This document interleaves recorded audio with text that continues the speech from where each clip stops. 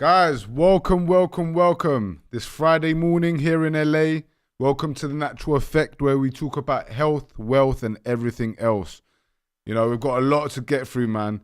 I know a lot of news in the UFC. Teanna dropped a bomb yesterday. So many different fights in all different kind of divisions. You know, probably fights for the next 3-4 months. And we're going to run through those, guys. We've got a lot to talk about today. So we're going to talk about the UFC, obviously. Dana White, you know, I thought it was going to be Arman Tsarukyan vs Topuria, but Topuria is saying that he's going through a lot of stuff right now, which we know is his divorce. You know, we're going to go a little bit deeper into that. But Arman Tsarukyan must be fuming because they have made Paddy vs Gaethje for the title contender fight. And so, yeah, we're going to go through the UFC news. We're going to talk about Arsenal. Arsenal being on top of the world right now, you know, top of the Champions League, top of the Premier League, and this is probably the best I've seen us play and the best I've seen us be since the old days with Arsene Wenger, Vieira, Henry, Dennis Bergkamp, etc. So yeah, we're going to run through every single one of those fights. And we're also going to uncover the Steve Will Do It interview. You know, he did an interview with Logan Paul and Mike, what's his name? Maljack or something? Mike Maljack or something. And we're going to talk about Mike Epps getting some backlash and that people shouldn't be celebrated for coming home from jail. I'm going to talk about me flopping at Desert Storm, which was a tournament that I went to this week in Palm Springs on the weekend. We're going to talk about Nicolas Pepe, who is an ex-Arsenal player, actually. You know, soccer star. I think we signed him for like a crazy figure as well, but he has wifeyed up Teanna Trump. And yeah, he's become another King Simp in the Shadow Realm with Will Smith and, you know, Akash Singh and the rest of them. We're going to talk about Ben Shapiro. Talking about if you listen to Nick Fuentes and Andrew Tate, you're a loser. And then we're gonna react to some news on what's happened with, you know, the National Guard, Sarah Beckstrom. She got shot down by a CIA Afghan asset, and we're going to go a little bit deeper into that. Marjorie Taylor Greene does retire, unfortunately, and Randy Fine is happy about it. It says one anti-Semite down, one to go.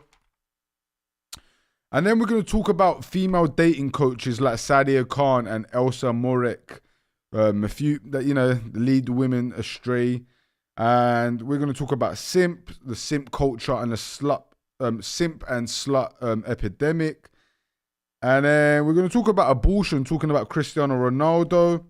Then we're going to break down UFC 323, which is in 2 weeks. And yeah, that's pretty much it. And then we're going to talk about Steven Crowder destroying Somalia and Clavicular having an interview with Fresh and Fit. And also talk about Thanksgiving and all the chemtrails that were happening during Thanksgiving. So yeah, guys, we've got a lot to uncover today. 1 sec, let me come off Instagram.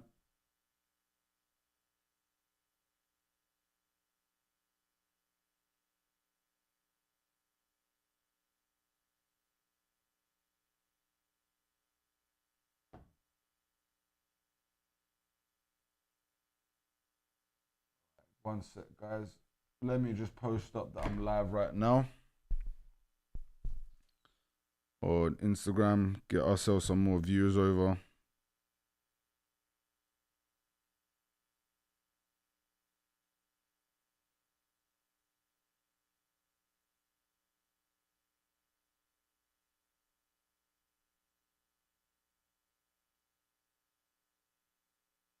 All right, 1 sec, guys.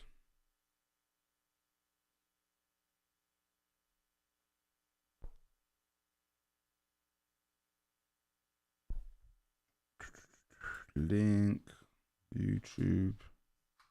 Let's go get the link off YouTube.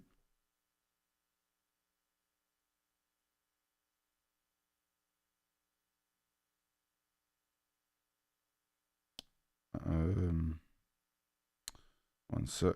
Put it on Instagram.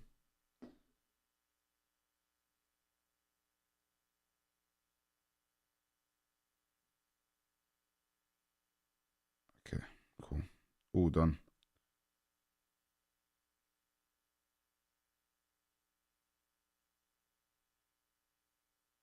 All right, cool. Yes, host Luis Blanco, what's happening, brother? Hope you're doing well. Good to see you in here. We've got a lot to talk about, man. We've got a lot to uncover. So, host Luis Blanco, you've seen what's happening, bro. It's an Arsenal takeover this season. We are top of the champ. Oh, fuck. So yeah, host Luis Blanco, as you've seen, brother, it's an Arsenal takeover this season. We are top of the Premier League, 7 points clear, and we're also top of the Champions League. We wetted up Bayern Munich at home. What an epic result and an epic performance it was. From the corner by Saka, the near post corner to the goal by Madueke. That was set up by Calafiori. And what was the other goal as well? What was the other goal that I'm missing? Let me get it up right now, actually.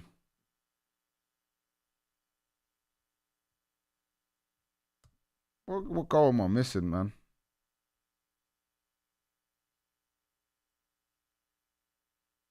Matches. Why does it come up so retarded on fucking... All right, cool. So, yeah, guys, we completely dominated. Trossard scored. That's it, Trossard. Yeah, Trossard goal. And, yeah, we absolutely dominated them. We had 14 shots, 8 on target. They only had 6 shots, 2 on target. They did have more percentage in possession than us. But what a terrific result it is. Sends us top of the Champions League. We are also top of the Premier League as well. And, guys, we are on a roll. Man City are dropping points. Liverpool can't stop losing. Everything is looking great for us right now. And this weekend, we do have Chelsea away. It's going to be a big game. And if we're able to go get a win at Stamford Bridge, then, guys, no one is holding us back this season. I don't see us losing the league. And I know I've said this before, and I was confident a couple seasons ago when we had that big deficit on Man City. But this time round, I am a lot more confident.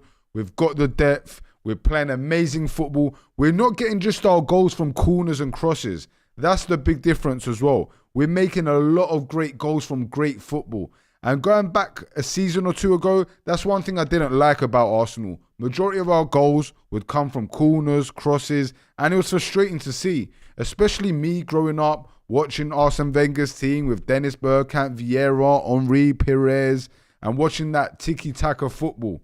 And now we are playing the tiki-taka, we're getting the goals from the tiki-taka, and we're also still getting our goals from the corners and crosses as well. So, we're on fire right now.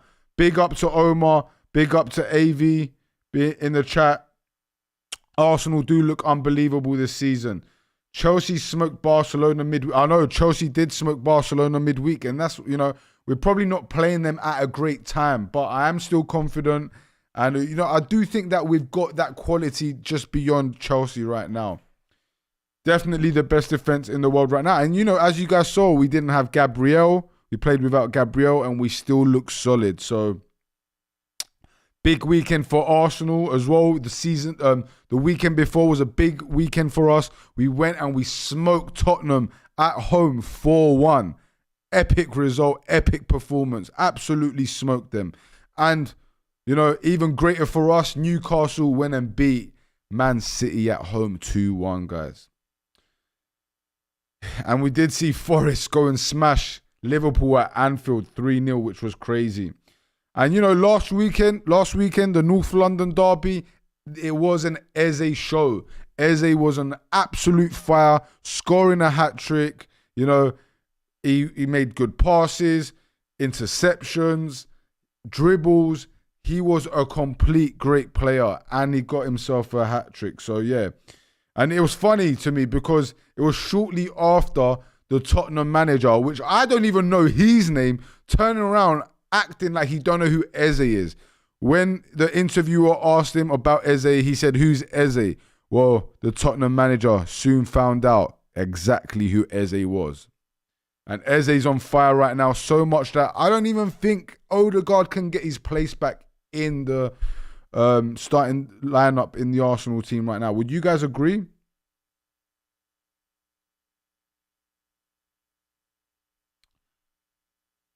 Yeah, yeah, I know.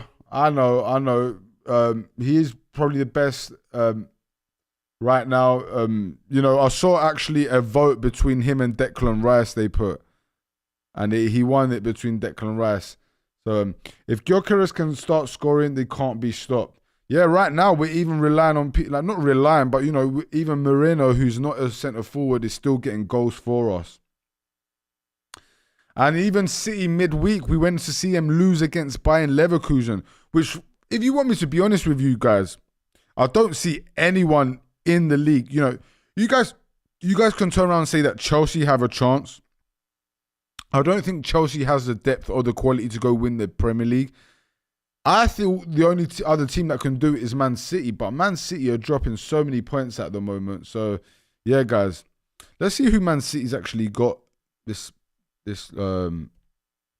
weekend. Let's see the Premier League fixtures. We'll see who Brighton have got as well, actually, seeing as Jose Luis Blanco's in here. So so Man City have got Leeds at home. More than likely, they're gonna get a win there. Brighton got a tough game, man. Jose Luis Blanco, bro, you got a tough game this weekend. You got Nottingham Forest away, so that one's gonna be tough. Man United got Crystal Palace away. That one's gonna probably be tough for them as well. Tottenham vs Fulham at home. They should win that, but you just never know. They might turn around and be a little bit Spursy. And guys, to all my Americans especially, I hope you had a great Thanksgiving. Thanksgiving was yesterday. I had amazing food with my cousin. An amazing day, to be honest. We had a good workout. Managed to do a little bit of work in between. And went and grabbed some great stuff from Air One. And we made the most amazing roast. Well, not we, to be honest with you. My cousin, absolute, top chef he is. Michelin star levels. And he made us an epic roast. It was really good. Me, him, and his missus had a great dinner. And what the only negative I can say about Thanksgiving, guys, and I'm sure all the people in LA saw it, but yesterday the skies were disgusting. It was like someone had a white crayon on a blue sheet of paper and just wiping lines all over it. The amount of chemtrails that they put up yesterday, it's like they didn't want the peasants to be at home taking in that vitamin D. And, it pissed me off. And I'll tell you guys why chemtrails pisses me off. Because with vaccines, you can avoid it. You can decide not to have them, right? With avoiding junk food, as you guys know, I eat a very, very clean diet. So I eat only the best ingredients. I don't eat refined sugars. I don't eat starchy foods. I don't eat grains that are hybrids. So, I can look after my health. I can avoid vaccines. I can, make sure I do all my healthy habits. But what I can't do is avoid breathing in the barium, the aluminium, and all the other fucking bullshit and heavy metals that they be spraying in the sky.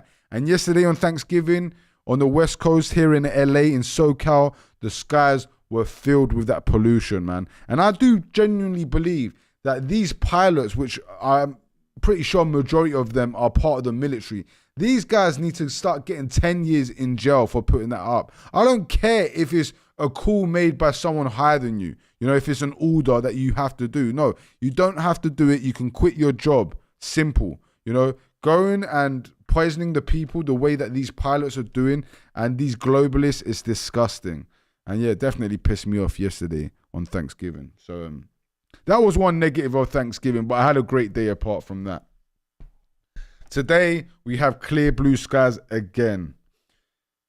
So, guys, as you guys have seen, we've got a lot. You guys are playing Nottingham Forest. Eze is more direct for sure. Look, I prefer Eze to Odegaard, honestly. And I know I'm going to get a lot of shit from the Arsenal fans about this. Let me tell you guys why I prefer Eze to Odegaard. Odegaard is a great player. But for me, an attacking midfielder, especially when you are the creativity in the team, you are the engine to, create the goals, yeah? You have to take risks. You have to be slightly more direct. You have to make those passes which, you know, are just about passes to risk to make a goal. And for me, Odegaard doesn't really take that many risks. He likes to keep the ball just flowing. And, you know, I know sometimes it's best to do that. You know, you can't always make that killer pass. I get that. But for me, Eze is better at driving at the defense. He takes more risks. He makes more goals himself as we know. He's better at dribbling and shooting, I'd say, than Odegaard. However, you know, he might not be as good as passing as Odegaard, but Odegaard doesn't use it enough. He just doesn't. And that's why, honestly, I would go for Eze over Odegaard. And, you know, Odegaard coming back from injury, I don't think it's going to be easy for him to slip in. And against majority of teams in the Premier League, you really can't afford to play two attacking centre midfielders. You're going to need Zubimendi, you're going to need Declan Rice, and then you're going to have your attacking midfielder. And right now, I'd pick Eze over Odegaard. What do you guys think in the chat?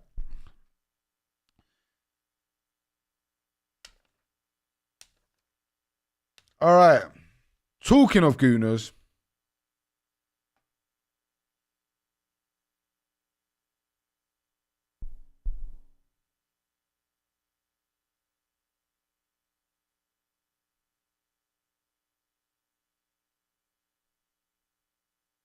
I got an embarrassing ex-Gooner here.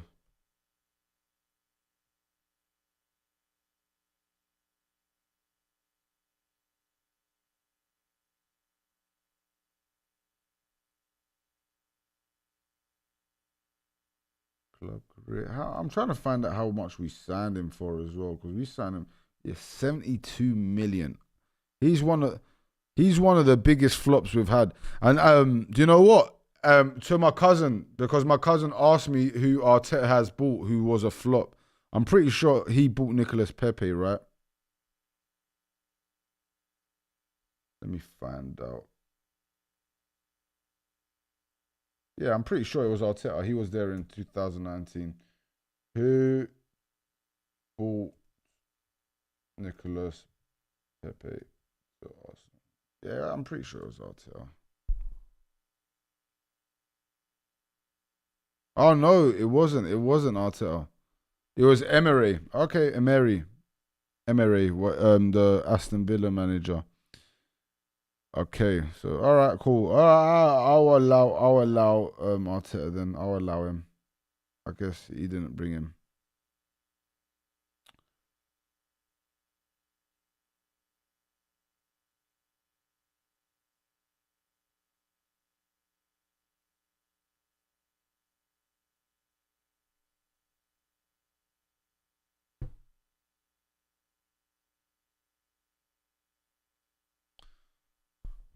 So guys, Villarreal star, ex-Arsenal player. Actually, do you know what? He was probably the biggest Arsenal flop within the last 5-6 years, maybe ever, because he cost us 80 million euros. And this guy is Nicolas Pepe. And what a flop this guy was. And not only was he a flop for Arsenal, but he's just flopped his whole fucking career, man. This guy went and married Teanna Trump. And, you know, I don't really know many porn stars. You know, I don't watch porn myself. I think it's one of the most detrimental habits a man can have. Don't get me wrong. I used to watch it a lot when I was younger. And I advise men to definitely stop it. There's a lot of negatives that come from watching pornography.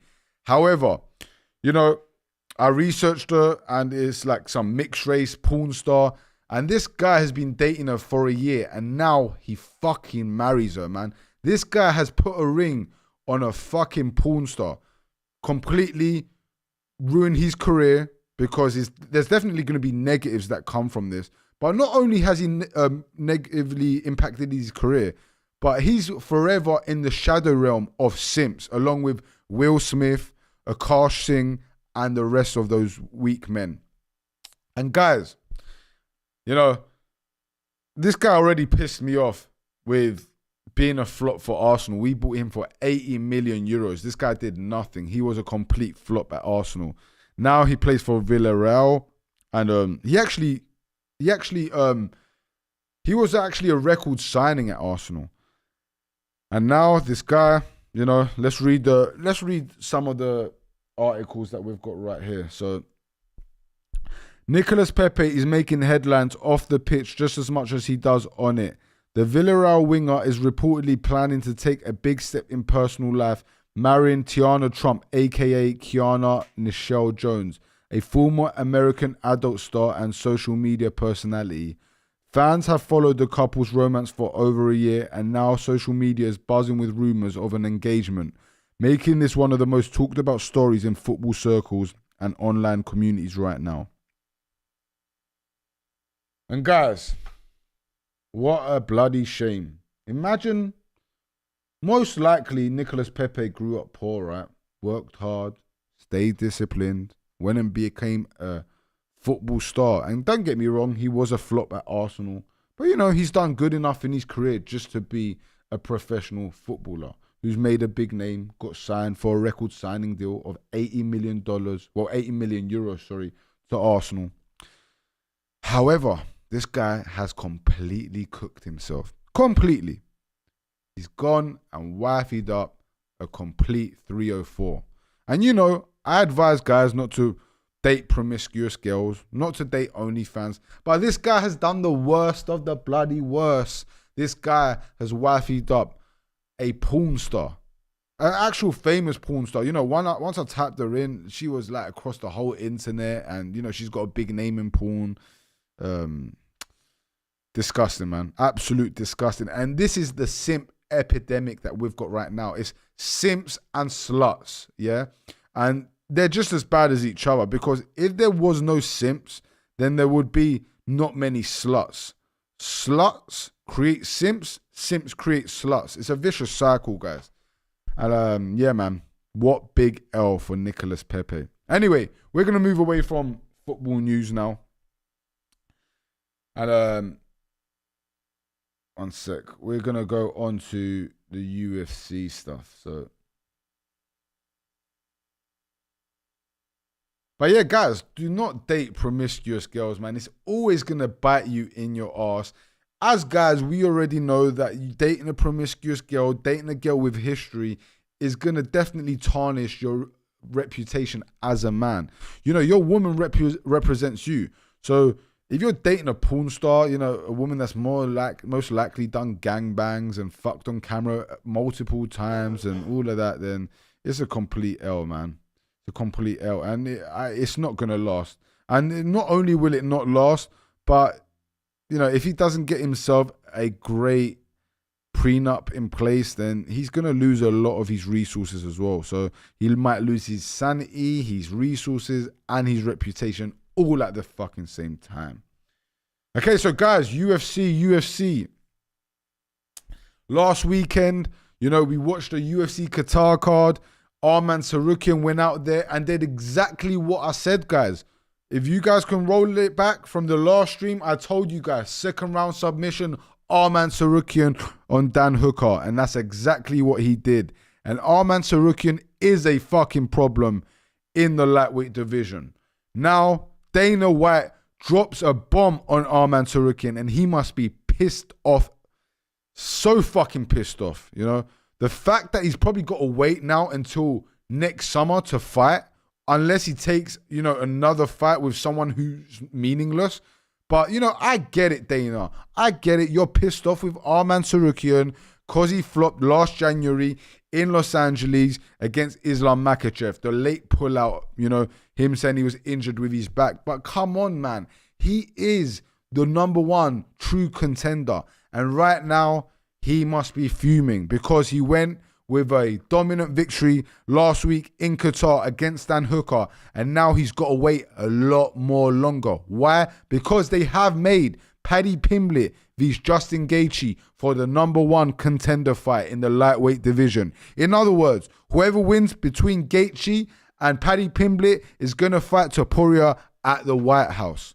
And Topuria has already said he's not going to fight for the first quarter of next year. He's going through a divorce, guys. And guys, this is another thing, going back to what I just said, why you should always vet your women properly. Topuria, he's a great fighter, But unfortunately, he probably doesn't understand females as much as he thinks. And he went out there, he wifed the wrong woman, and it's bit him in his ass. Now, you know, Topuria's ex, which, yeah, it's going to be his ex-wife.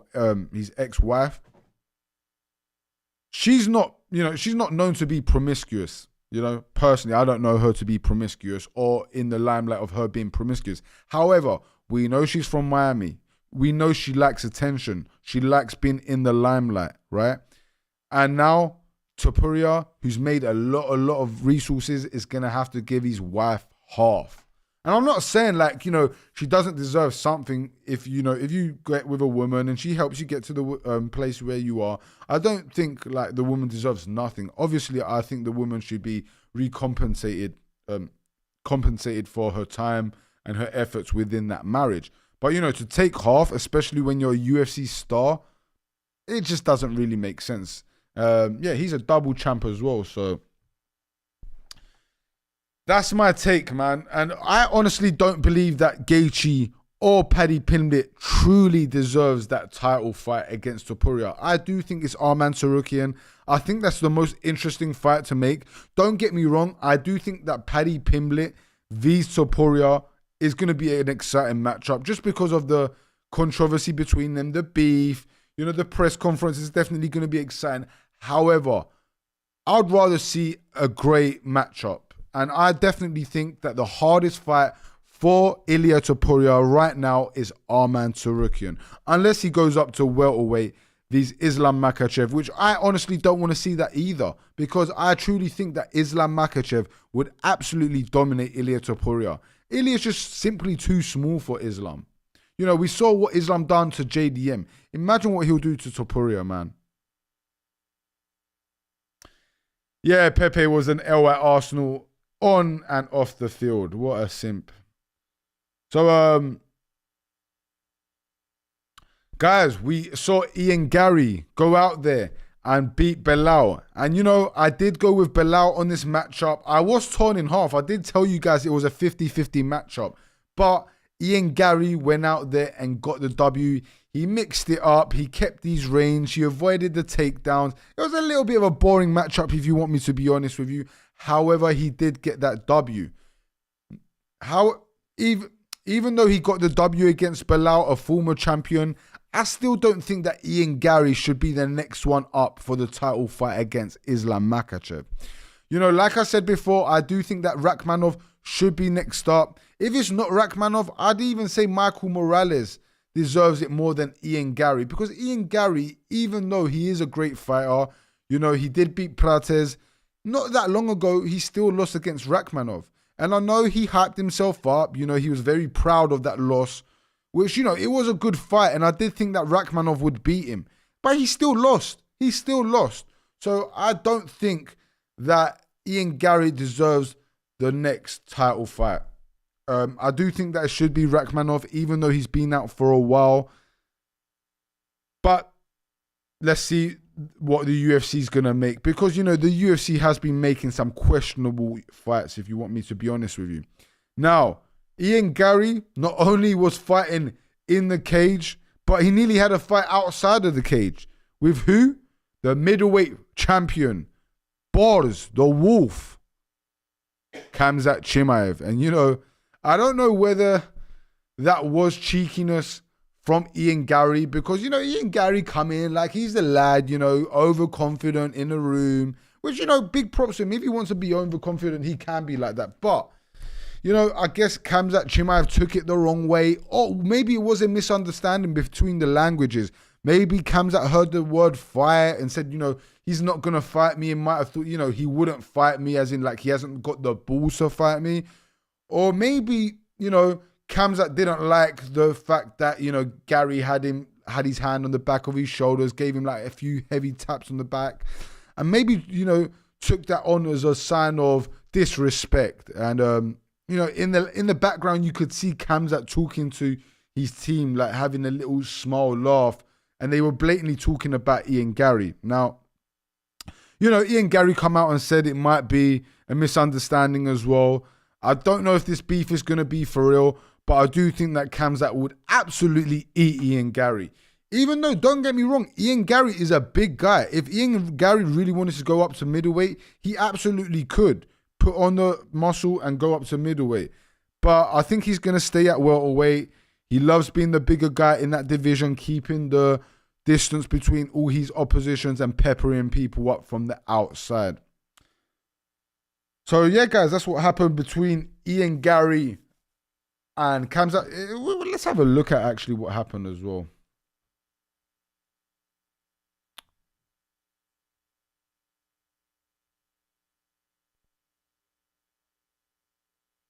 All right, cool. About like how much money people make. One of them had like a job as like a waiter at a restaurant while being like a PhD professor. I mean, from streaming towards the end, I was doing like 50 grand a month off streaming alone, which is pretty good. Welcome back to Horseshoe Theory. All right, cool. All right, let's play the clip now. Good job tonight. Do you get what I'm saying? Like, do you get what I'm saying? Like, that tap, look, and the way he grabs Khamzat on his shoulder, like, look, I don't know what their relationship's like, right? If them lot are close friends, that's one thing. But, you know, them like just kind of see each other around and, you know, there might be a few tension between them. I do think that Ian Gary's been a bit touchy with Khamzat. Look, you lot missed the slap from... Slap first, grab his shoulder. Khamzat slaps him back, which you can tell Khamzat probably didn't like that interaction. No, I'm on armor. Oh, he's not going to fight you. He's good job. Good job tonight. Ready to go? No, I'm on armor. Oh, he's not going to fight you. He's good. He's a champion. Don't worry. What's wrong? Khamzat just see red. Khamzat is a lunatic, isn't it? That's just childish. You're meant to be a champion in this sport. Look at me. You're meant to be a champion in this sport. Your friend just won. Don't ruin his weekend. Our man, congratulations. So he's like, yeah, our man, congratulations. Look, I see both sides. Maybe there was a miscommunication between languages. But I genuinely think that Ian Gary was a bit touchy-feely, a little bit slightly passive-aggressive with Khamzat. Khamzat gave them taps back on the back. And, you know, instead of Ian Gary moving from the situation after that and just keeping it, like, you know, cordial from there, he turned around, went back towards Khamzat. Security comes over. And, you know, security... he turns around to security and he says, he's not going to fight me. You know, he's a champ. And I think Khamzat took that in the wrong way, as in, like, you know, he hasn't got the balls to fight him. And him being already passive-aggressive and being a little bit cheeky, the heavy taps, the grab on the shoulder, I think that Khamzat thought, fuck this guy. And, you know, Khamzat saw red. So, yeah, let's have a look at it one more time. Good job tonight. You see the way he turns back as well. No, I'm on armor. Oh, he's not going to fight you. He's good. He's a champion. Don't worry. What's wrong? Whoa. Come on, relax, boys. Come on, relax, boys. The security's too funny as well. All right, cool. So, all right, this is another clip I wanted to play you on set.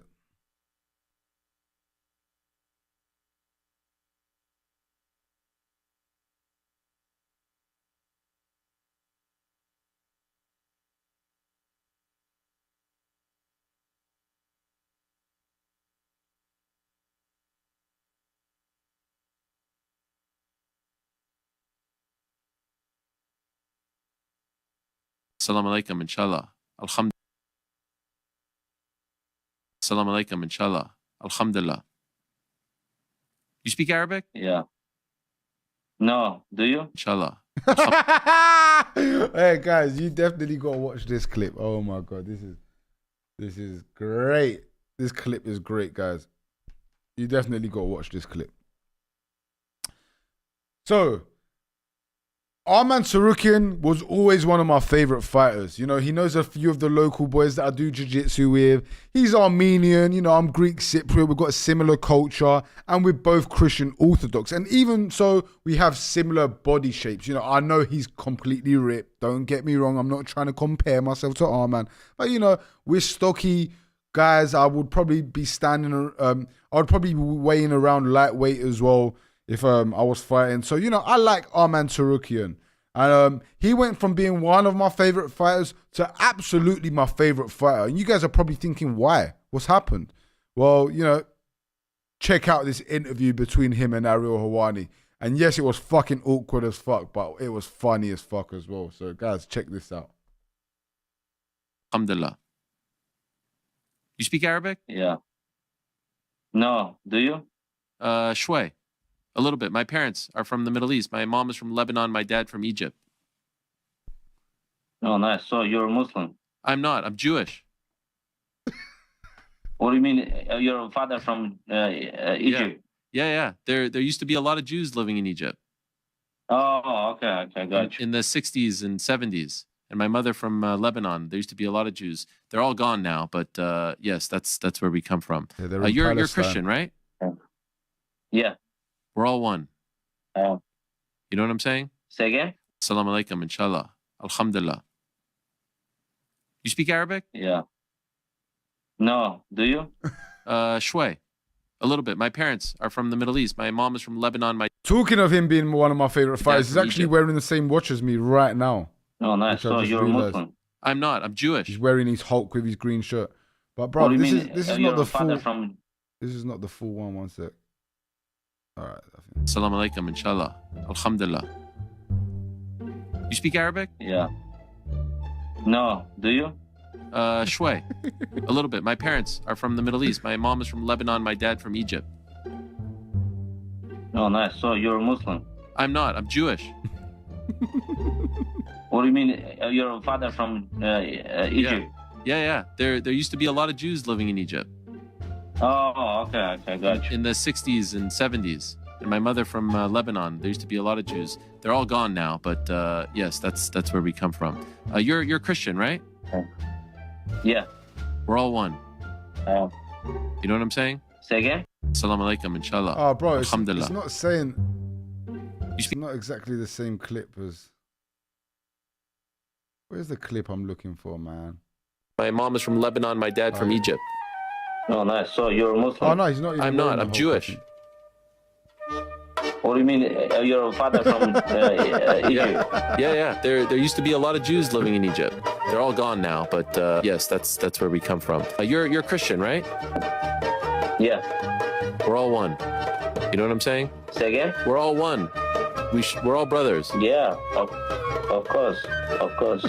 My mom is from Lebanon. My dad from Egypt. So guys, this is the clip. Yeah, this is the exact clip. So yeah, guys, like I said, Arman Sarukian went from being one of my favorite fighters to my absolute favorite fighter now. You know, Christian Orthodox, Armenian, similar to Greeks, and similar body shape. You know, I actually love the way he fights as well, the way he mixes up his striking with the wrestling, his axe kicks. But this is my favorite part of Arman Sarukian. Guys, check this out. Egypt. Oh, nice. So you're a Muslim. I'm not. I'm Jewish. From Lebanon. My dad from Egypt. My mom is from Lebanon. My dad from Egypt. Oh, nice. So you're a Muslim. I'm not. I'm Jewish. What do you mean? Your father from From Lebanon. My dad from Egypt. My mom is from Lebanon. My dad from Egypt. Oh, nice. So you're a Muslim. I'm not. I'm Jewish.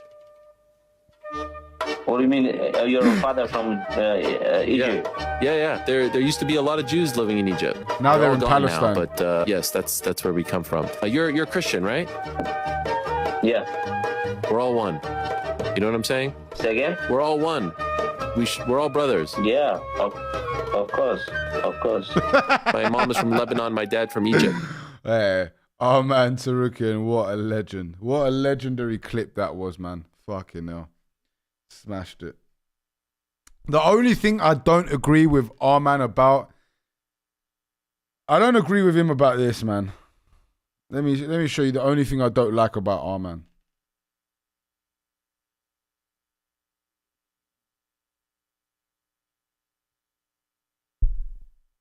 This is the only thing I don't like about Arman Sarukian.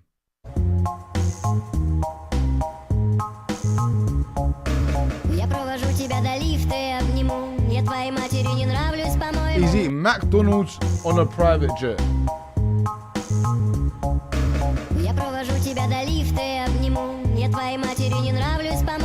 Come on, Arman, man. That's one thing I don't agree with you, bro. I know you love your junk and all of that, but I get you have an epic body. Don't get me wrong, but it's what's inside of your body. You know, eating McDs, especially when you're in the engine, how you are, you're burning your fuel on some really cheap ass fuel. You know, McDonald's could be one of the worst, probably worst fast foods ever. And yeah, that's the only thing I don't agree with him. If I was on a private jet, you know, which obviously you guys know I could afford, not to buy, but to be on one, I'd be eating my fruits, my vegetables, maybe my bison. Definitely never McDonald's. All right, cool. So we're moving away from Arman. Here, let's get John Jones up, because John Jones has gone to Chechnya.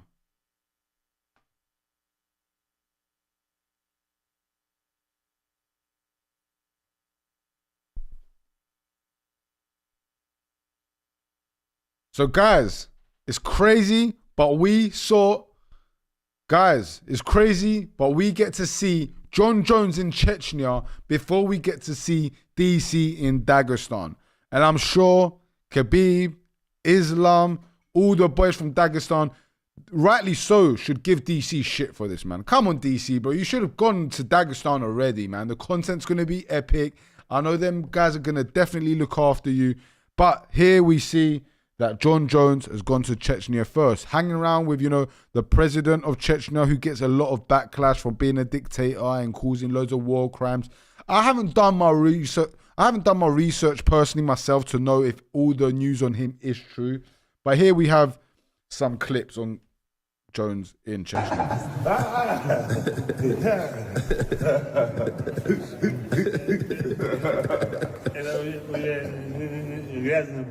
This is dirty fighting now. No, you gotta do it. You gotta have that. That's legal. My shoulders. Hey, tell him this is MMA, not boxing. He's holding Jones's hand, bro. Walking him like a child.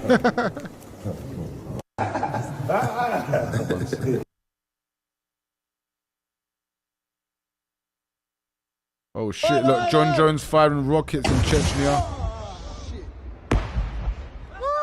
That's pretty epic. I'll give him that.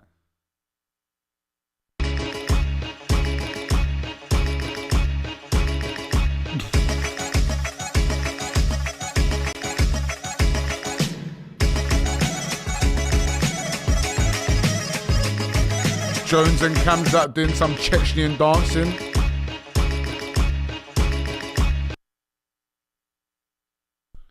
And we even have a clip of John Jones wrestling Khamzat as well.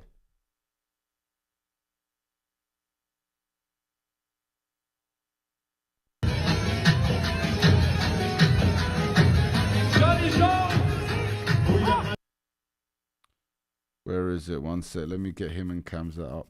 All right, here it is.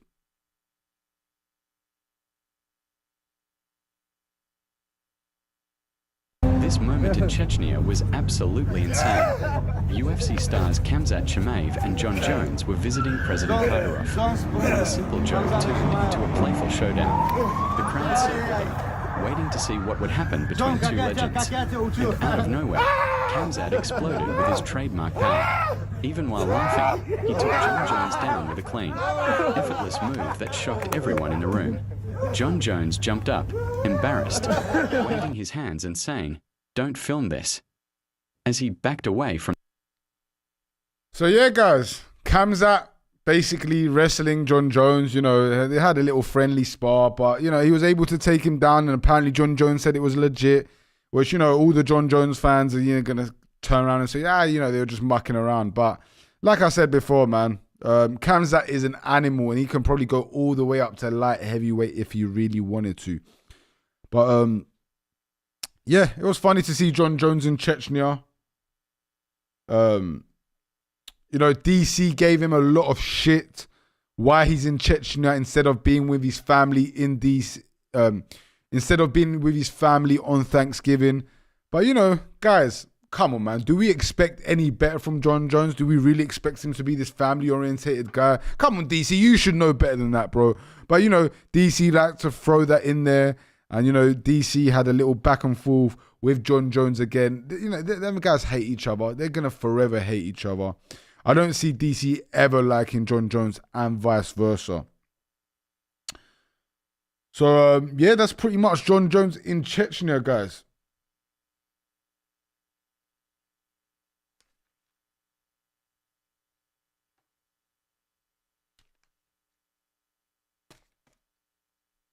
All right, I'm going to have a little cigar.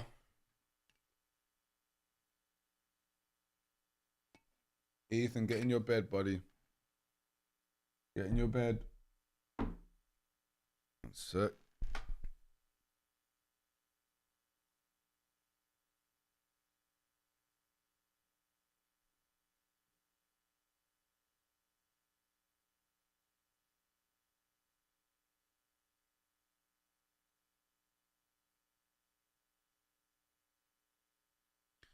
All right, cool.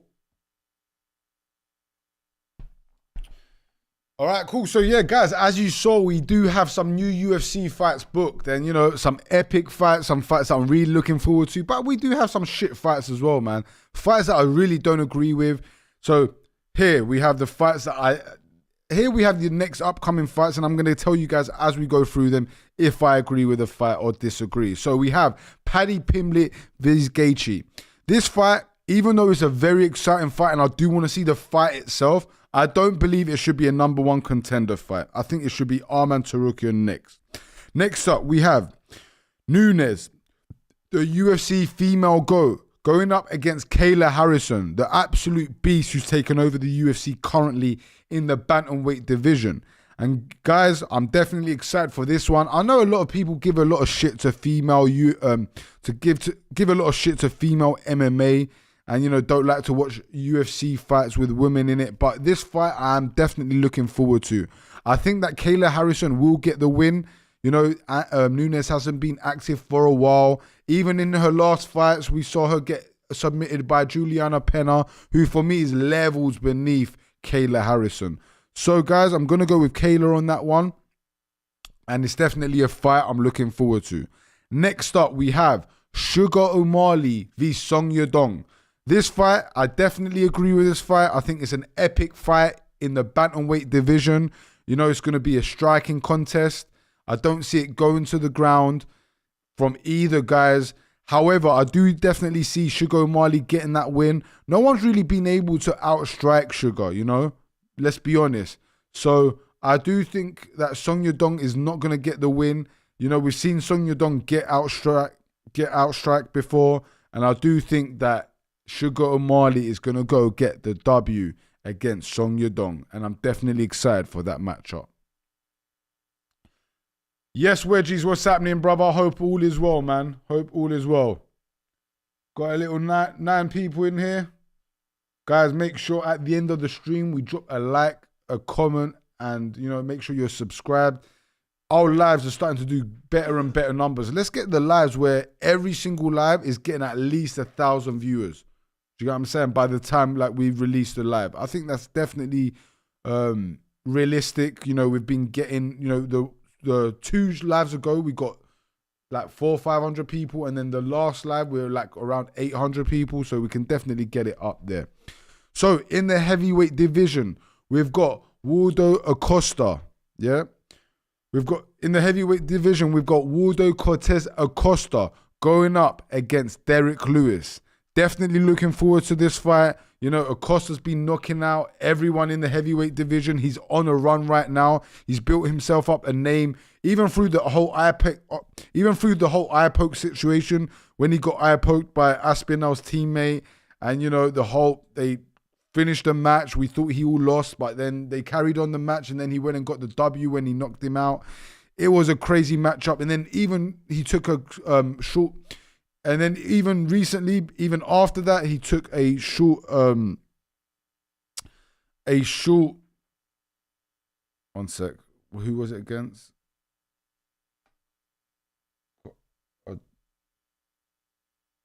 Waldo Acosta. He took a short notice fight against...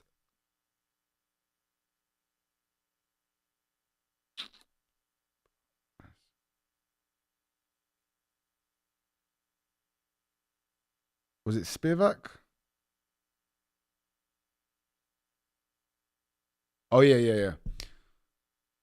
So even taking a short notice fight recently against Spivak, who we know he's not no punk, and going and even beating him the way he did, you know, Acosta is on a run right now, and he is going up against the beast, you know, the black beast, Derek Lewis. Definitely looking forward to that. And let's be honest, someone's getting knocked the fuck out with that one. Next up, we have one of my favorites, Next up, we have one of my favorites, my fellow Brit, Arnold Allen, going up against one of my most hated fighters, John Silver, the little demon, the little fighting nerd, you know, the guy who made fun out of Bryce Mitchell for being religious. That guy, yeah. I want to see Arnold Allen go out there and absolutely obliterate John Silver. However, I do think it's going to be a tough matchup. I do think that someone's getting knocked out in that fight. I hope it's not going to be Arnold Allen. Obviously, we're rooting for Arnold Allen. And yeah, I would love to see John Silver get fucked up again, just like he did in his last fight.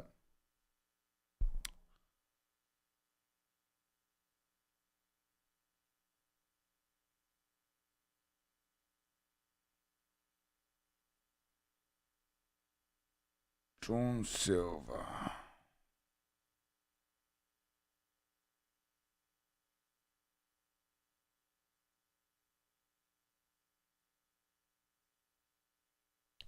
You know, and in his last fight, we see him taking the L against Diego Lopez. And it was great to see him get all that damage on him. However, I don't agree with Diego Lopez fighting Volkanovski for the second time. There's no chance that Volkanovski should be fighting Diego Lopez again. That should not be the next fight in the featherweight division, guys. Diego Lopez is a great fighter, you know, and we saw him go and get the W against Yair Rodriguez. However, he should not be next up. For me, it should be either Evloev or Lerone Murphy. It should be one of those guys, man. It shouldn't be Diego Lopez again, and I'm definitely not looking forward to that. And from my understanding, is it's going to be Volkanovski's retirement fight. Maybe they just wanted him to go out with a bang and win again. But for me, he should have fought someone who's going to be the true number one contender. And for me, it had to be Lerone Murphy or Movsar Evloev, for sure.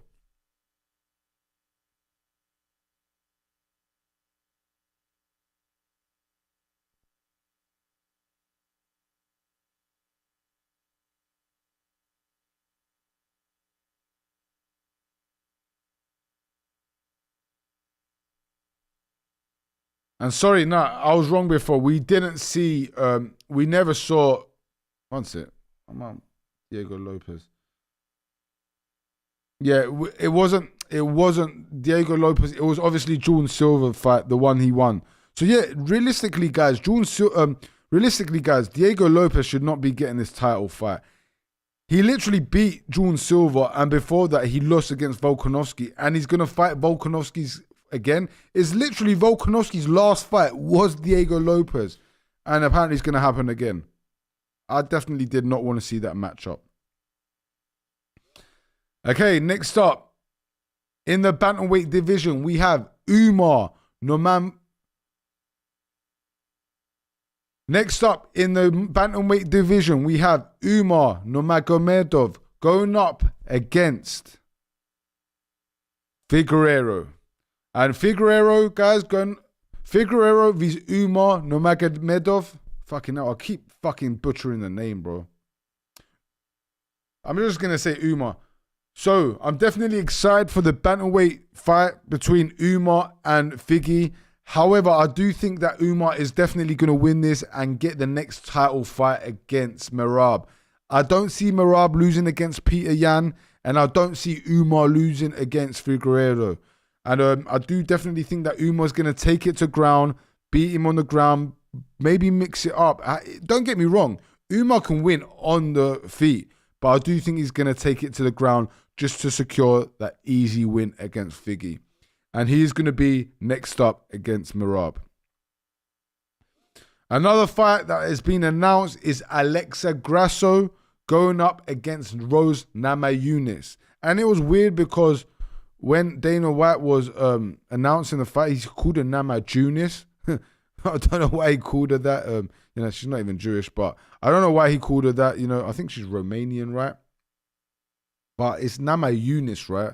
So I think he butchered her name himself. And, I get butchering names, but when you're the president of the UFC, you shouldn't really be butchering names.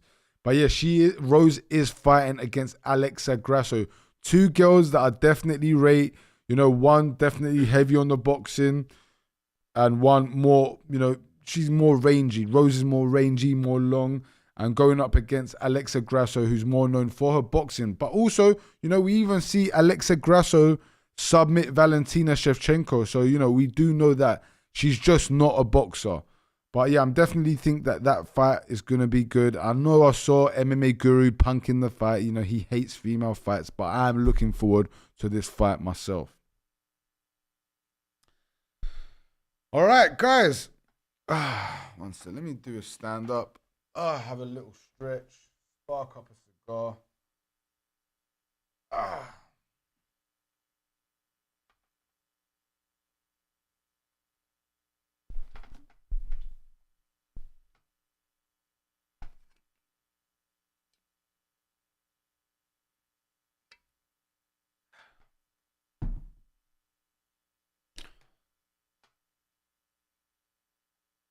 So, guys, another humbling tournament for me.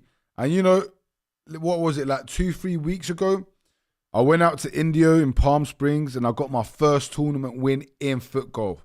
And, I was riding high. I thought I was going to go to the Desert Storm, back where I played at India again and absolutely, not obliterate the competition, because it just doesn't work like that in foot golf. But, I thought I was going to be amongst the top players and it just didn't work out for me. I performed poorly on my first day, very poorly.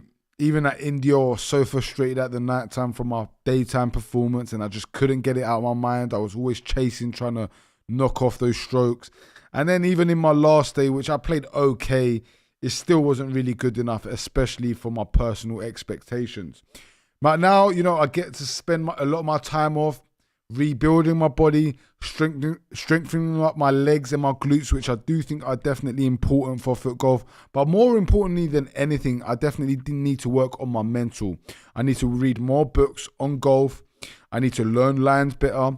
I need to be more focused when I'm putting. I need to believe more that I'm gonna putt. And back to the drawing board, guys. There's no majors now or no real tournaments until next summer. The World Cup is gonna be in June, my understanding, which is going to be in Mexico in Acapulco. And I'm not going to make it there. I'm not making the American team. I'm pretty upset about it. However, it gives me time to really lock in all my other aspects of life. I'm going to get back into jiu-jitsu. I'm going to get back to playing soccer regularly, which are two sports that I do a lot better in than foot golf. Foot golf is a new sport for me and a new dynamic of playing sports where it's a lot more patient, a lot more slower paced.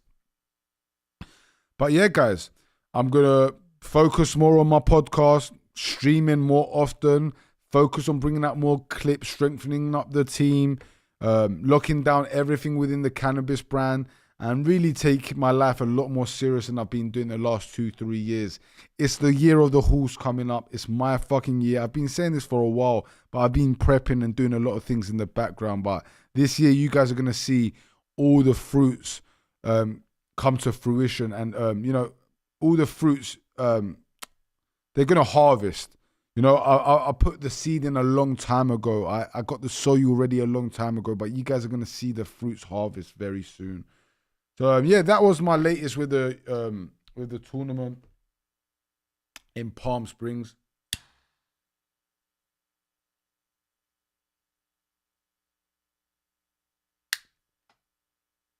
And talking of foot golf, it was great to see my teammates take so many podiums, which shows again that Angel City, we are the best team in foot golf. I know a lot of them are not going to agree. A lot of them move like Man City. They pay players. They join with other clubs. They take a lot of players from other clubs. But we're not that team. We're the team that gets players from the start. We get players from the beginning. We build them up. We've also got stars. But, you know, big up to Nicole and Leilani, our two females that got second and third, both podiums. Big up to Matthew and Bart, which they also went and got podiums, second and third place. And actually the first place winner of Palm Springs Desert Storm, big ups to him. It was actually the guy that I beat in the playoffs, the GOAT of foot golf, the best player in the country, Jordan Godfrey. And he definitely deserved it. You know, he's a fantastic player, very humble and very well deserved. So also Rob Sham, you know, Shami, who is our super senior, went out there and won in the super senior division, went and got that W. And even in our senior division, I don't think we got any top threes in our senior division from my understanding. But nevertheless, it was a great sweep from the, you know, not a complete sweep, but kind of a sweep from the team. Very proud of my team. And yeah, we move on.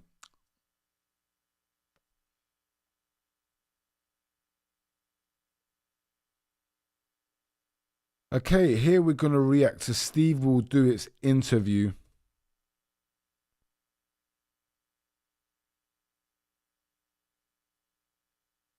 Steve Will Do. Also, do I just refresh this? Because this is paused. I think this paused a long time ago. We need to figure this out though. No, I know, but in the future, just like, so we've got to just avoid everything. Nah, bro, of course there is, bro. How do you, everyone else doesn't get? There's always something you can do. Always.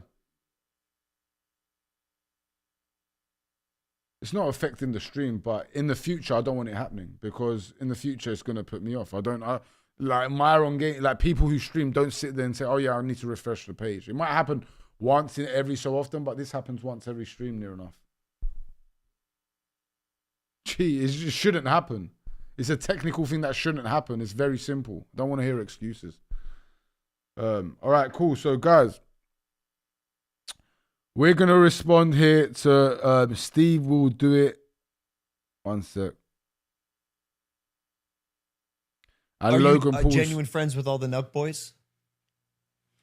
See, Logan. Bro, come on. I'm just asking Steve, questions on a podcast. It's on our PDF. It's on the PDF.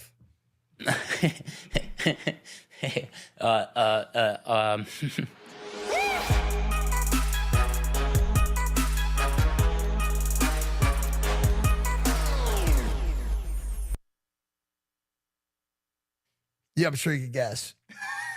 No. You're very diverse here. No, he's Jewish. He's and Jewish. then Jorge is Puerto Rican. Puerto Rican. Sweet. Yes. Pretty great. Yeah, so as you can tell, our group is quite... One sec. All right, cool. I'm being serious. Can you answer the question? Are you good? I'm super good. Yeah, I'm super happy. Across the board?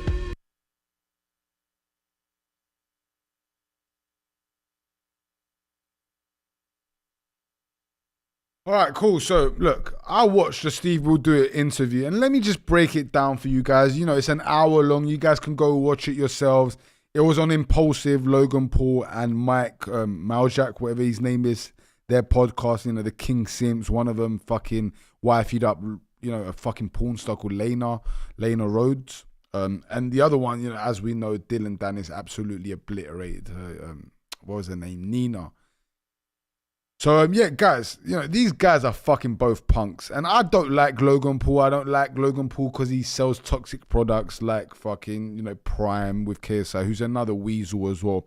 But they don't stand for nothing. I don't like content creators that stand for nothing and, you know, blatantly part of the Matrix. And these guys, they basically showed again that they are fake pieces of shit. And you guys are probably thinking, why? Why do you think that?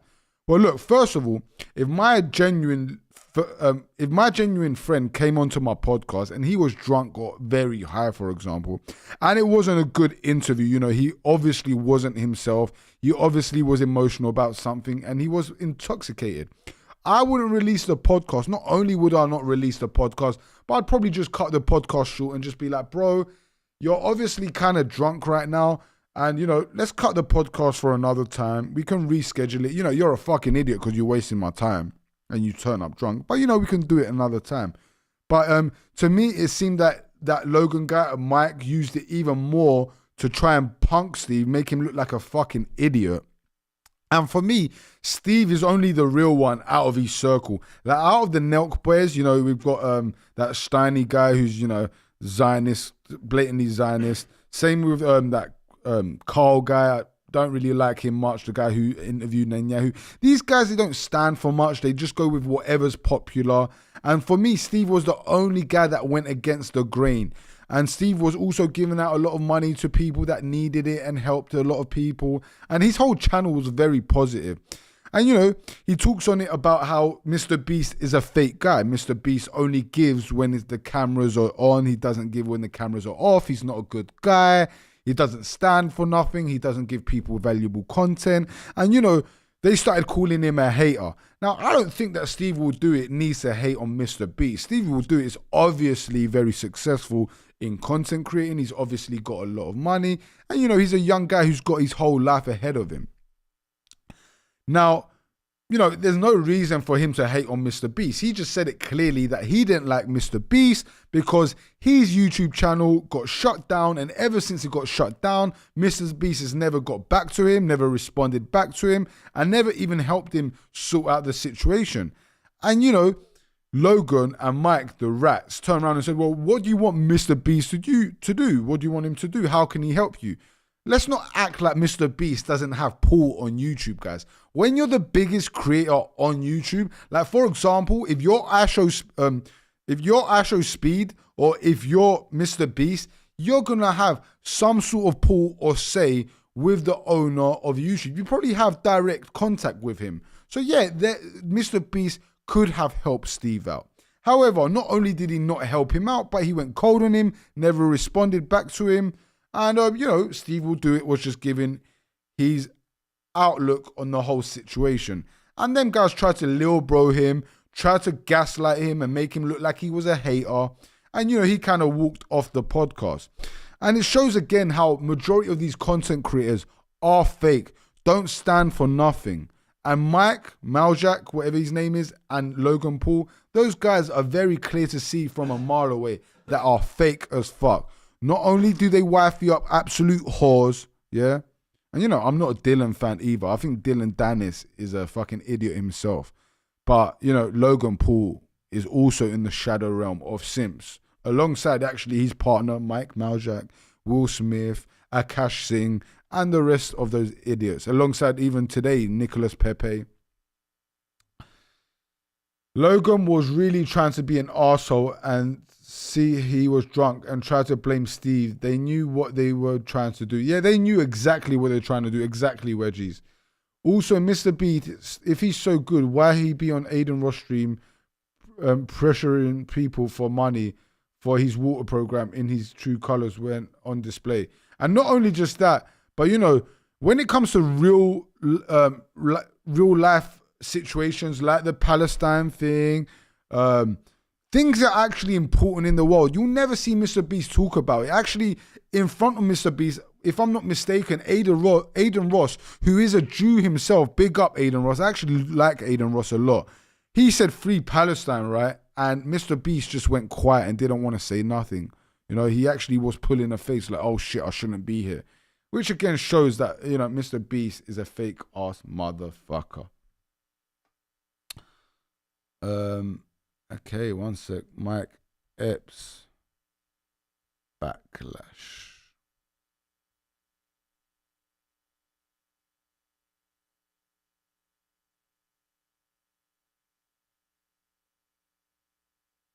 So guys, Mike Epps, one of my favorite comedians actually.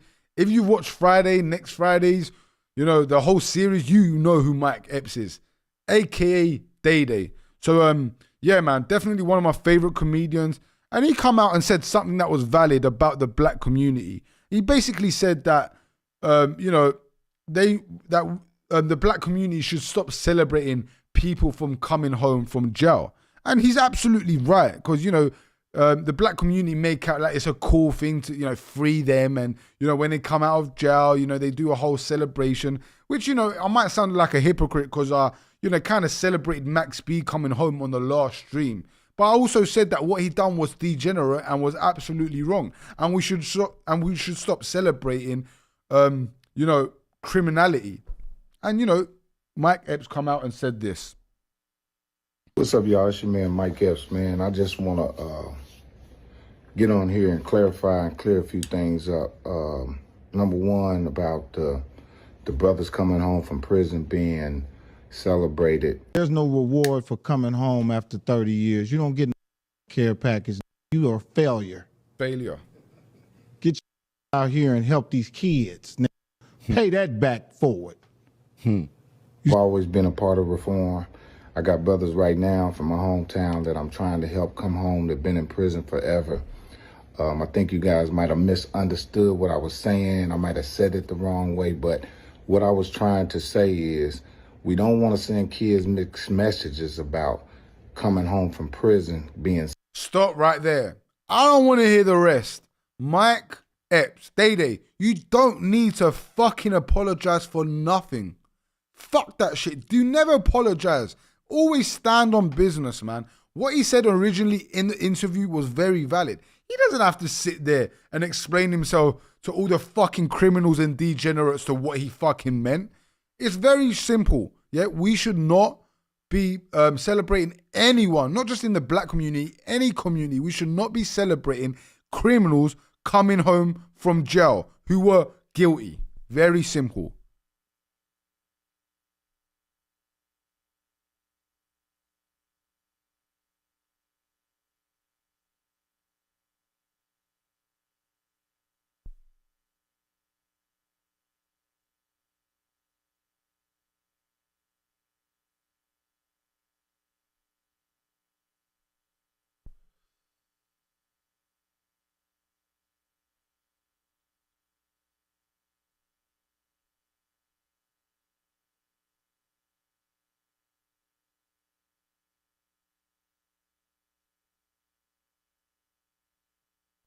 Now we turn to Z.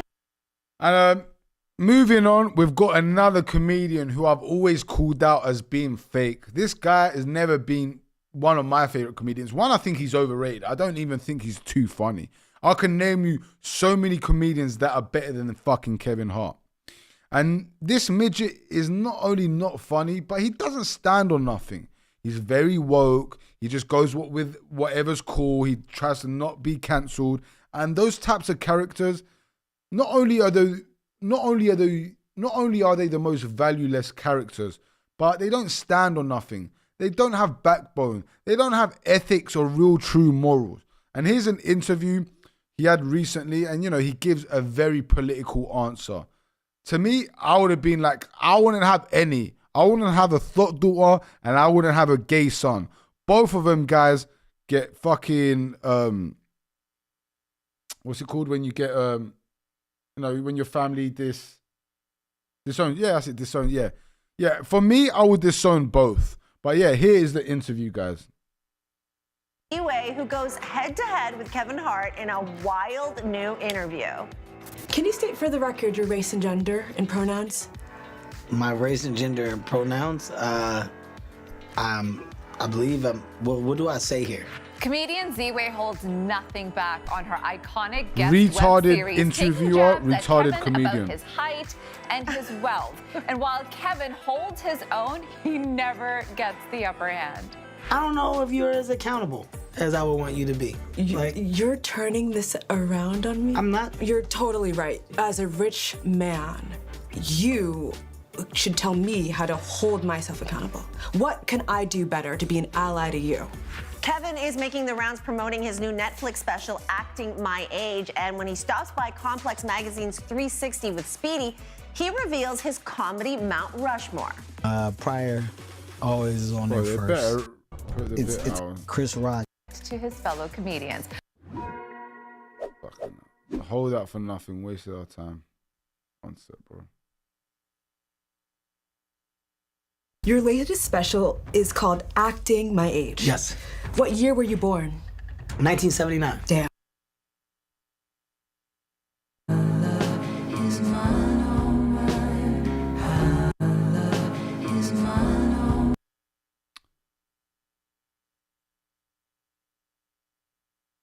Bro, why can't I find this fucking clip? Would you rather have a gay son or a thought daughter? I would rather have 2 healthy kids. Like, it doesn't matter to me. 2 healthy children. And the fact that you have to, like, put them in those categories says a lot about who you are. Oh, no, don't you dare! I'm just telling you, I think the real problem is in the thinker, not the answerer. The thinker. Maybe you should just ponder on that for a second. Would you rather have a gay son or a thought daughter? I would rather have 2 healthy kids. Like, it doesn't matter to me. 2 healthy children. And the fact that you have to, like, put them in those categories says a lot about who you are. Oh, no, don't you dare! I'm just telling you, I think the real problem is in the thinker, not the answerer.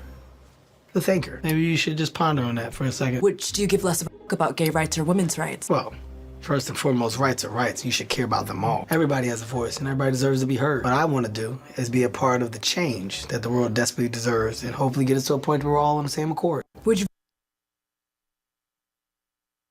And this is why I don't listen to faggot. And this is why I don't listen to weasel comedians like Kevin Hart, man. Fucking hell, that was painful to listen to. Giving his political answer to whether he preferred a gay son or a thought daughter. I would have said, fuck no, neither of them. Yeah? Fuck both their rights. I don't want neither a fucking gay son or a thought daughter. Both of them are unacceptable and they would both be disowned. Very simple. But you know, here we have Kevin Hart giving his political fucking answer. And this is why I would always rather listen to real ninjas like fucking Cat Williams, fucking Dave Chappelle, even rest in peace Bernie Mac. Do you get what I'm saying? Real guys who stand on real business. All right, cool.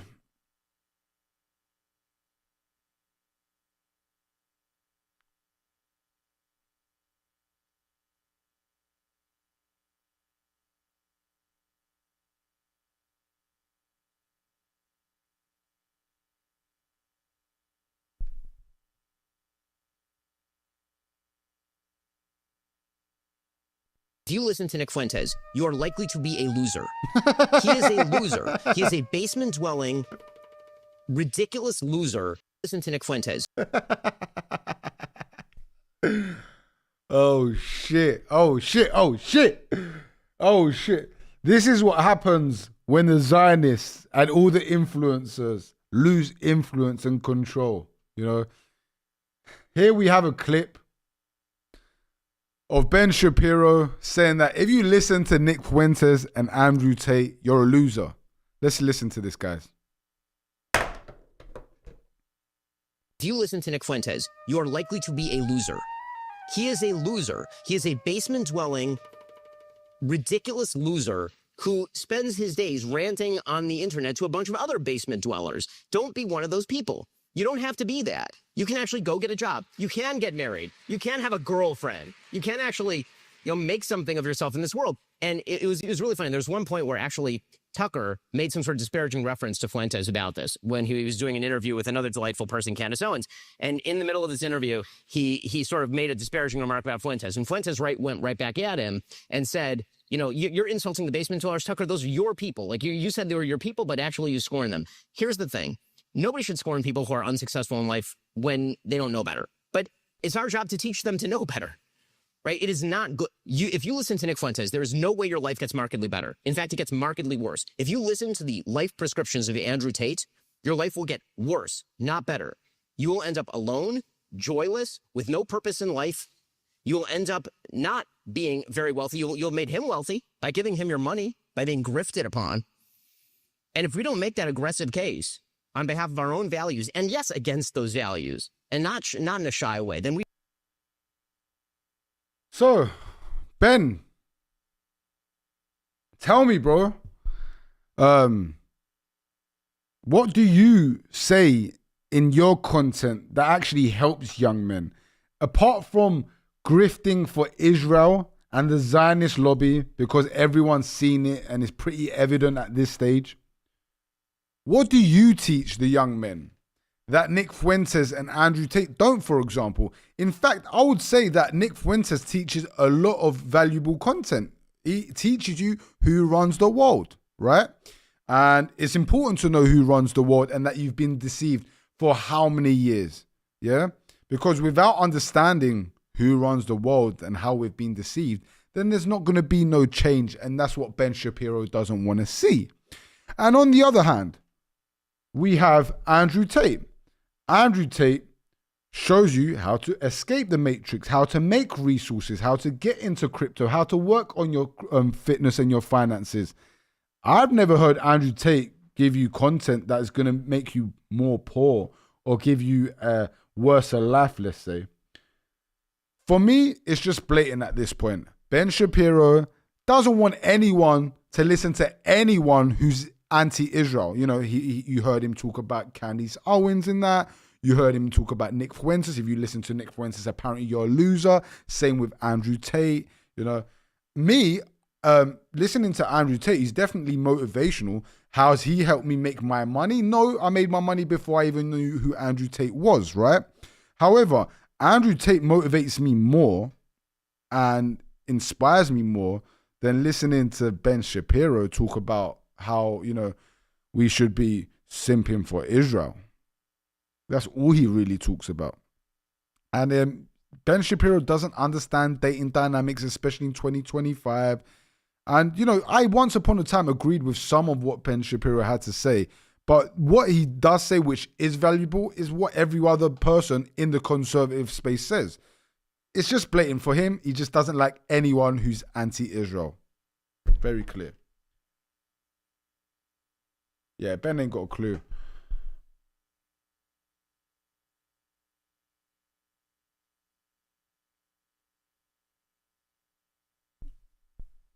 Okay.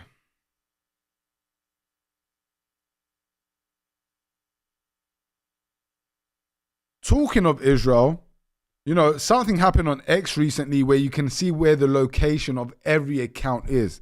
And guess where Homeland Security was based in? Yeah, you wouldn't believe it. Again, it was in Israel. And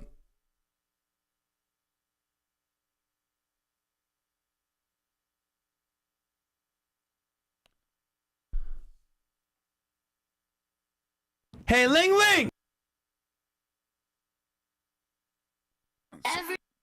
And not only is Homeland Security based in Israel, but, you know, a couple days ago, we saw the National Guard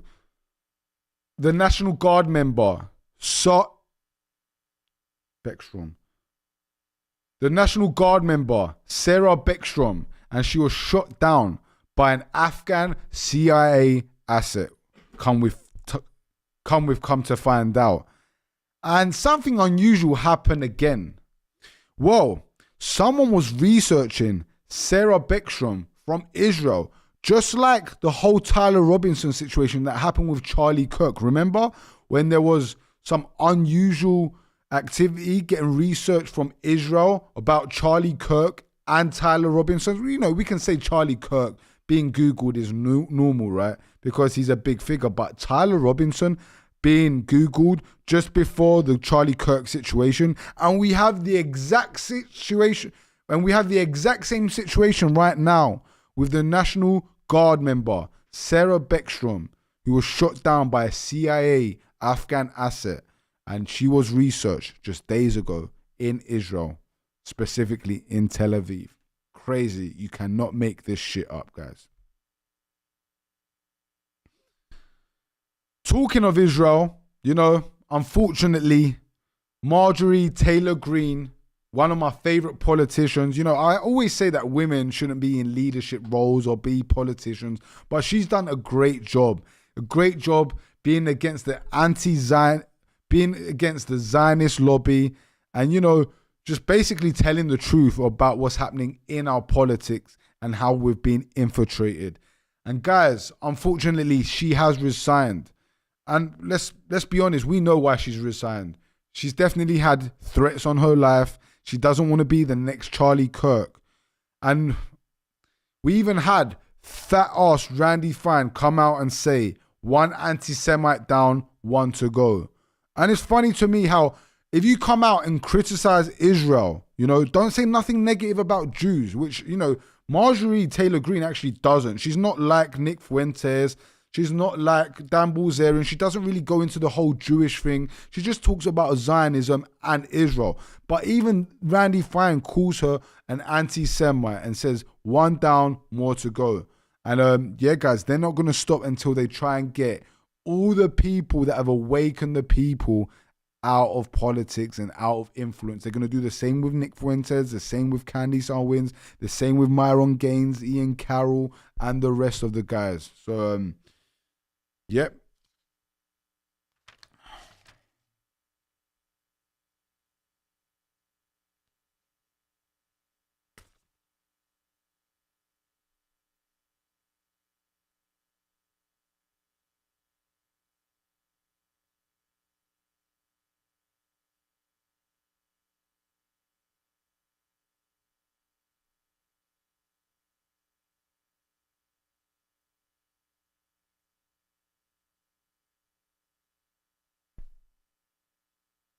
In Islam and in Arab culture, couples don't live with each other before marriage. Even if I take religion and culture out of it,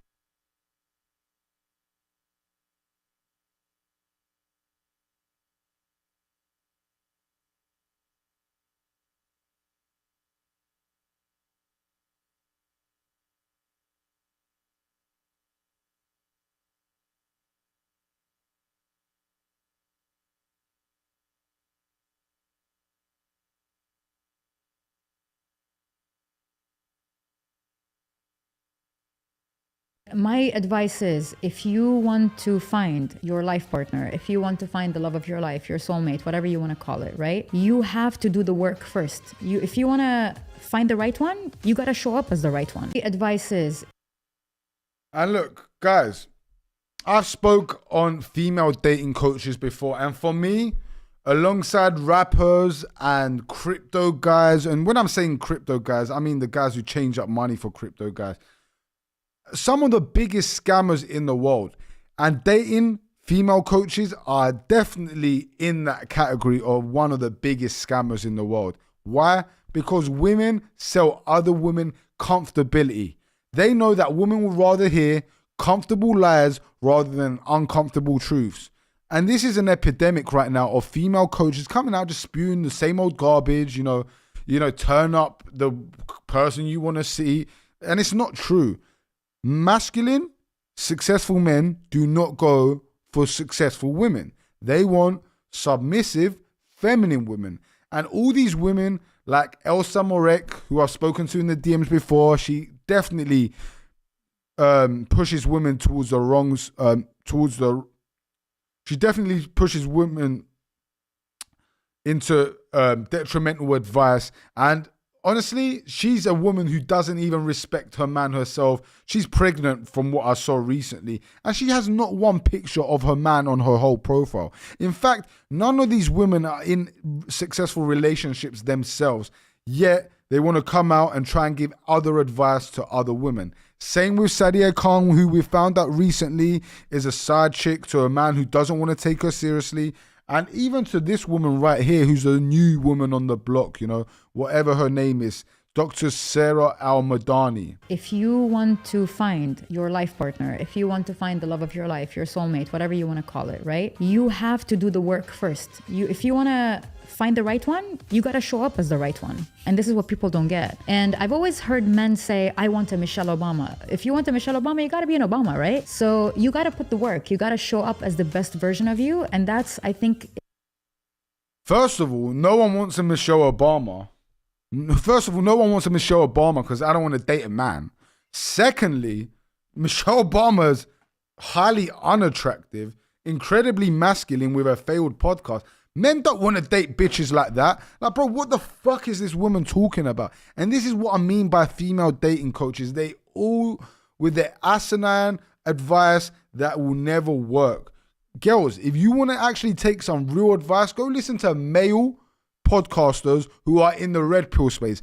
Guys that you're not gonna like the sound, you're not gonna like the words and what they're saying, but it's gonna be the uncomfortable truth to how you find a real man. Let's play another clip of another 3 ways to stop being a nice guy. Speak up for yourself. Here's a very simple action step I give all my clients who suffer with nice guy clients. syndrome. I'm surprised she even has Simply start clients. saying what you do and do not like. For example, let's say that your date shows up 25 minutes late. Instead of saying, "Oh, no worries," instead I want you to say, "Hey, I'm really glad you made it, but I didn't really appreciate that you were so late. Would you mind giving me a heads up next time?" Take more risks. If you are And guys, again, this is why I don't listen to female dating coaches. Absolute retards. If a woman turns around and she's 25 minutes late on a dinner date with you, you cancel. You cancel and you never see that woman again. She does not respect your time. She does not respect you. And look, if it's a habit that she does in general, then whatever. It's fine. Let her do that habit in her life. It doesn't have to be part of your life. So yeah, guys, all these women are always the same, man. I'm definitely going to do a bigger, I'm definitely going to go into it a lot more in the future.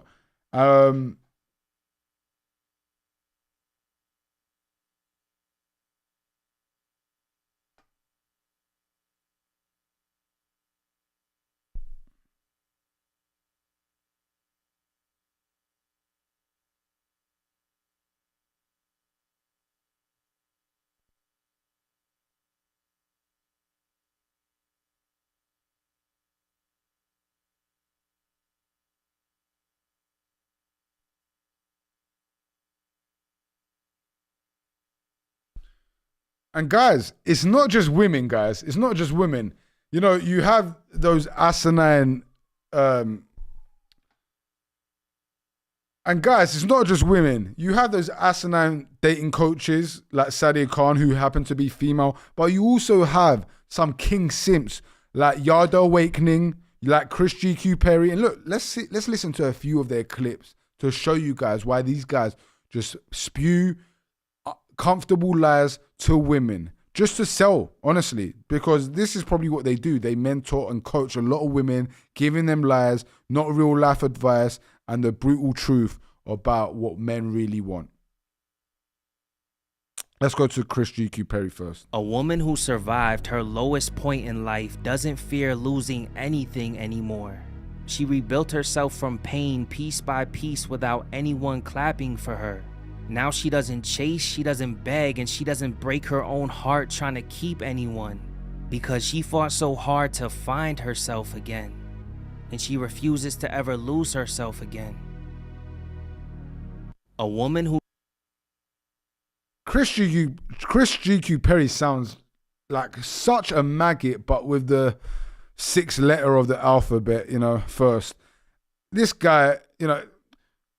Bro, listening to this guy is painful, yeah? And you could just sell, he's just spewing garbage for women that don't want to take accountability, yeah? The truth is, a woman that has been through loads of trauma is no good for a great man. That woman, you should smash and pass. Maybe not even smash, yeah? Women who've been through trauma, like he says, a woman who survived her lowest points in her life, yeah? That woman is not going to be a great wife, and she's definitely going to carry on her trauma, and it's going to rub off in her future relationships. Now, who survived her lowest point in life doesn't fear losing anything anymore. She rebuilt herself from pain piece by piece without anyone clapping for her. Now she doesn't chase, she doesn't... In fact, women constantly have other women clapping for them, even when they do stupid stuff and make bad decisions. Doesn't beg, and she doesn't break her own heart trying to keep anyone, because she fought so hard to find herself again, and she refuses to ever lose herself again. A woman... And he said she doesn't chase, right? But this is the thing that Chris retard Q Perry doesn't understand. that if you're a woman that has high expectations and high standards, most likely you're going to have to chase. Especially in 2025, where majority of women have mass attention, they have small attention spans because of the mass attention. You being the pursuer and you courting a woman is not going to work like it did back in the day. So I would say that if you're really a valuable man and a woman really likes you, she's got to chase you, especially when she's getting chased by a million different guys. Okay, now we have the other king simp. How much money should a man have before he gets into a relationship? At minimum, a man should have $300,000 US in his savings account. 50,000 of that goes to your new bride. Before y'all get married here, I love you, hits 50,000. The other 50,000 go on a deposit of your new family house. Another 50,000 furnishes that new family house. Another 50,000 you should be able to live off for the first 6 months of your new marriage. And another 100,000 goes into your savings account for business expenses, emergencies, so have you. But if you really want to step into the real leagues when men are handling their business, you should have at least 1 million to 3 million in your savings account before you even enter. This guy is full of shit, guys. And all right, listen. Dusty bums believe that women should dwell in their divine feminine regardless of the situation. But if a man is feminine, a woman cannot dwell in her femininity. She's going to become masculine because she's going to have to provide. She's going to have to protect because she no longer can trust this man to lead. When a man dwells in his divine masculinity, this woman becomes soft. She starts to glow. She starts to smile with her eyes. She just starts to become heaven on earth. A man has to understand that a woman is a divine reflector and she will reflect who you are. Again, he creates content for women that don't want to take accountability. More specifically, in Yada Awakening's situation, is majority for black women, right? Black queens that, think that they've been hard done by and they're not the problem and they don't want to take accountability. And they listen to someone like Yada Awakening and they're like, yeah, I'm a masculine ass bitch. And the only reason I'm masculine is because there's feminine guys. No, it doesn't work like that. A feminine woman is feminine no matter what, yeah? Now, I don't mean she submits to any man, I'm not saying that, but she's going to be feminine in general, yeah? And yeah, guys, don't take that advice as well. Never date a masculine woman. If a woman shows you any masculine traits, let me be honest with you, a masculine woman can become feminine from a guy who's hyper masculine, but she's going to have bad habits that are going to come out in the future, yeah? Those little masculine tendencies, they're going to come out when she's pissed off, when she didn't get her own way, when things are not going as planned, and you're going to see that. So guys, definitely stop listening to these fucking king sluts like fucking Sadia Khan and fucking king simps like Chris, GQ Perry and Yada Awakening.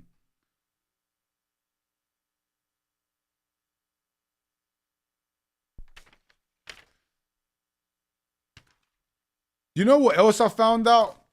I found out that Cristiano Ronaldo's mother was actually planning on aborting Cristiano Ronaldo. And it goes back to, I'm definitely pro-life. I'm definitely not pro-choice. And, I've spoken about it many times and I've said, in certain situations, I do understand, the whole grape thing, it's unfortunate. However, imagine if, let's say, Cristiano Ronaldo's mum was in a situation where, she got impregnated by a man that she didn't want to be with, and, she ended up aborting him, then we wouldn't have no Cristiano Ronaldo. And it kind of goes back to the whole grape situation. Look, I think it's unfortunate for the woman that she shouldn't have to be reminded of what happened every day looking at that child. But at the same point, that we're not giving that child any value when it is actually a life. Like, that is going to be a child. You don't know that child's going to be bad just because it comes from bad circumstances. And we've seen that with Cristiano Ronaldo, one of the GOATs of soccer. So, she turned more to her faith and she decided not to take the abortion, and probably why Cristiano Ronaldo is very religious himself. And, that was a great take that I saw as well. One sec, we've got a few more things to... uncover before we wrap up.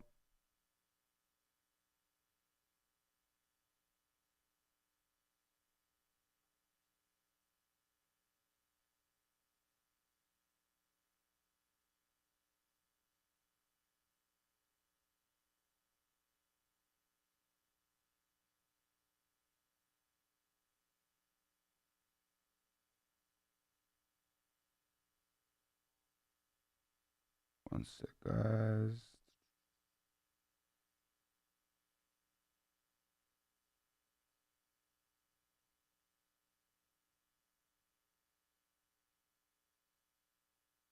Bobby, I'll.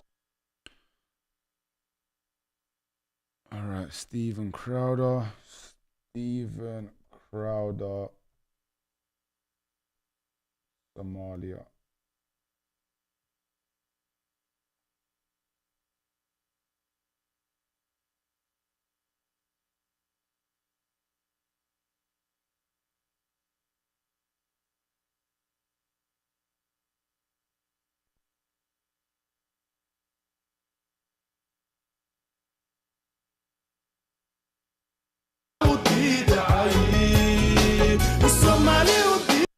One sec, guys.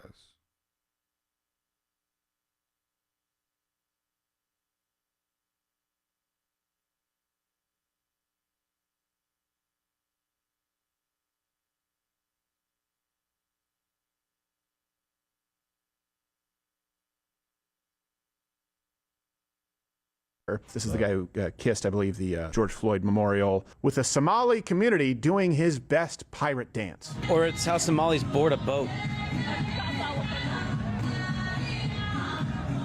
Hey, what's happening? He's got half a goatee. Really was invented for this. He's not the first one. Remember what happened to cultural So appropriation? I'm Can just you guys looking let me at something Steven Crowder said about Somalians.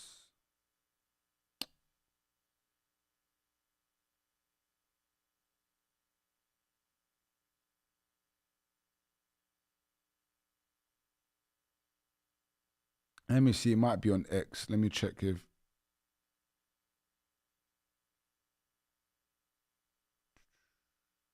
Sorry, guys. One sec. Steven Crowder.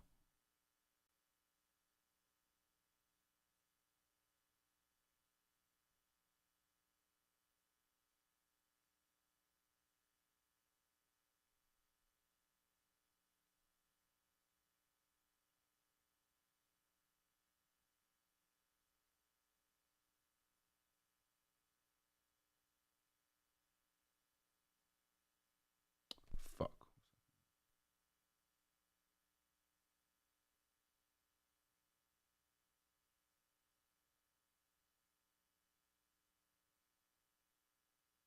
Oh, yeah, here. All right, cool. I found it.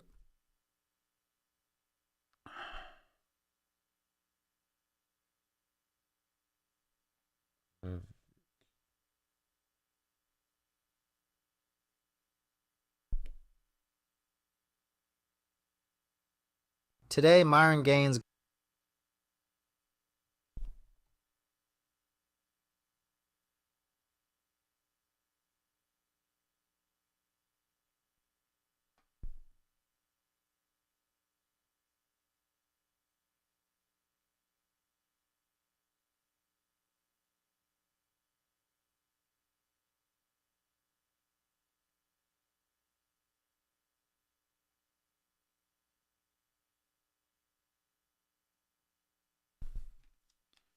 All right, cool.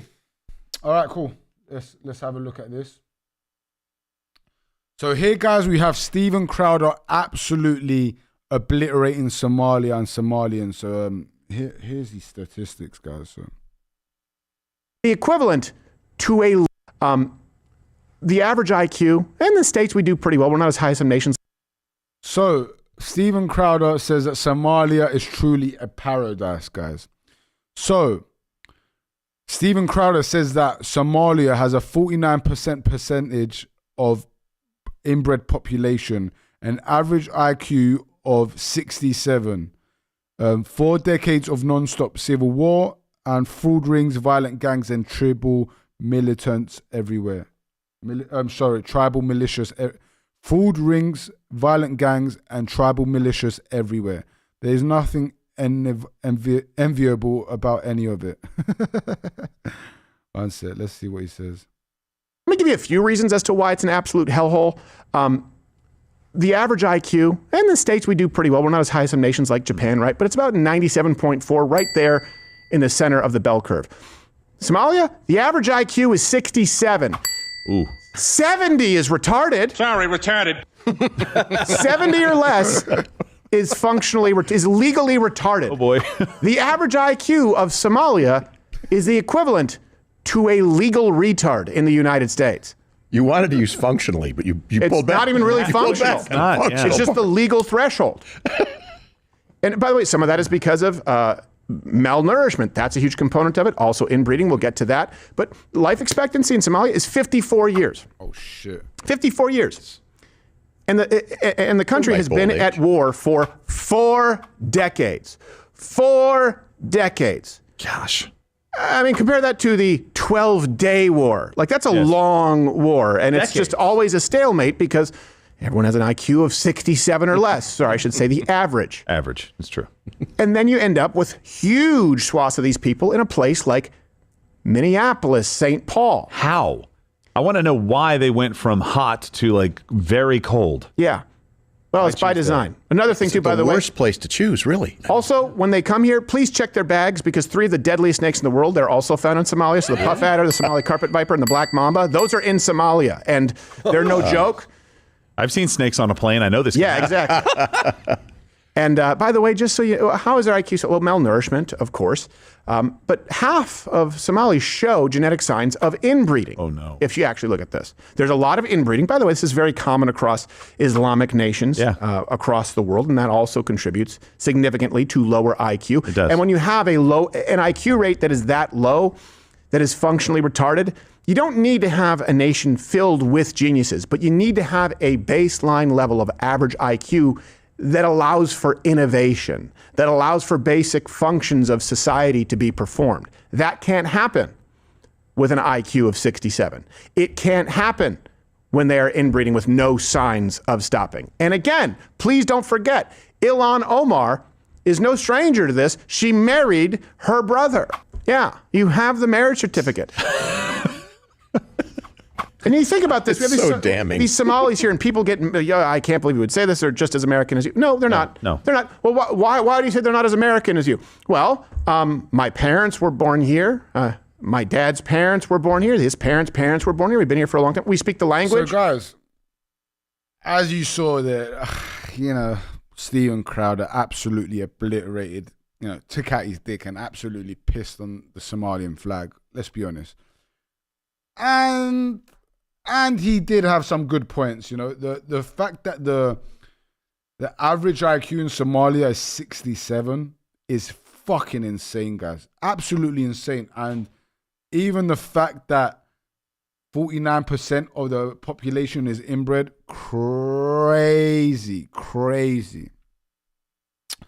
All right, let's move on, guys. All right, here we have Bobby Altoff. You guys don't know who she is. She was that girl that decided to do an interview with Drake on her kid's birthday, from my understanding. So she missed her kid's birthday for a Drake interview. And, she got left by her ex-husband.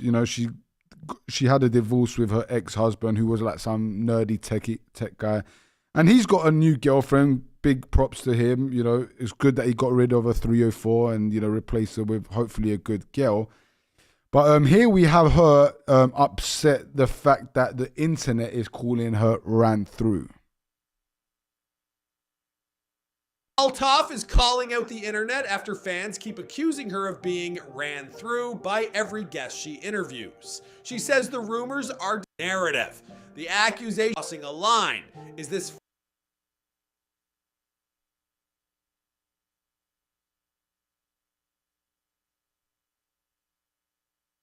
Bobby Altoff is calling. One sec. Trying to find the fucking clip. One sec. All right, cool. Let me filter this out. Duration this week.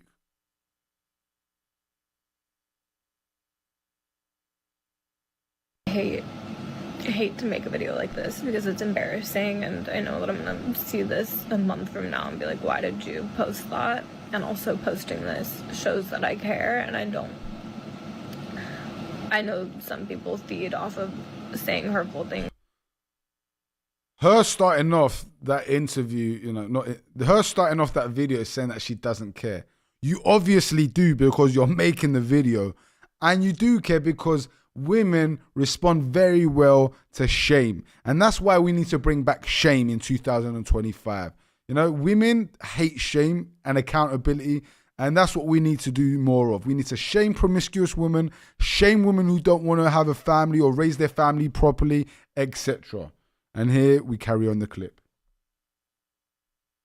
To like get a reaction, but today I posted a video of me and my boyfriend, and so many of the comments every single time I post him, which we've been together for a year, but without fail, every single time I post him, all of the comments are about how I'm ran through, and oh, look, another one, or he probably doesn't know how ran through she is, or just mean things. And and if I post any video truly in general, the amount of hate comments I get are just like unreal. And I think it's because I have a lot of men following me, and they just have so much to say. They have so many mean things to say. And as much as I wish that these comments didn't get to me, it's like, I'm human, and if you got this many negative things said about you every day, it would get to you too. And I don't even know what the point of, I don't want sympathy from people. I'm saying this because I hope if you're one of the people who hate me, maybe you'll watch this and reconsider it. And maybe that's asking for too much, maybe that's an impossible ask, but it's like,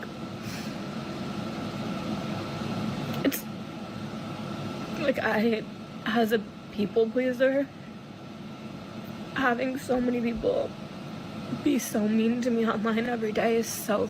All right, we're going to cut it off because that was insufferable. Bobby, men don't hate you. Men are just keeping you accountable for your actions. You turn around and you say that you're a great mother, but you literally went and had a Drake interview on the same day as your kid's birthday.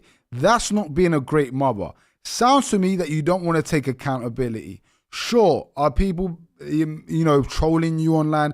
That's what happens when you're a public figure. You know, you obviously interview celebrities. You've made bad choices in your life, and now those bad choices have come back to bite you and shame you, and you don't like it, and you don't want men to keep you accountable for your actions. That's exactly what it sounds like. Okay, next up, and finally, we're going to speak about Clavicular, who is a new guy on the block. So there's a new guy in the red pill space. You know, they call him a black pillar.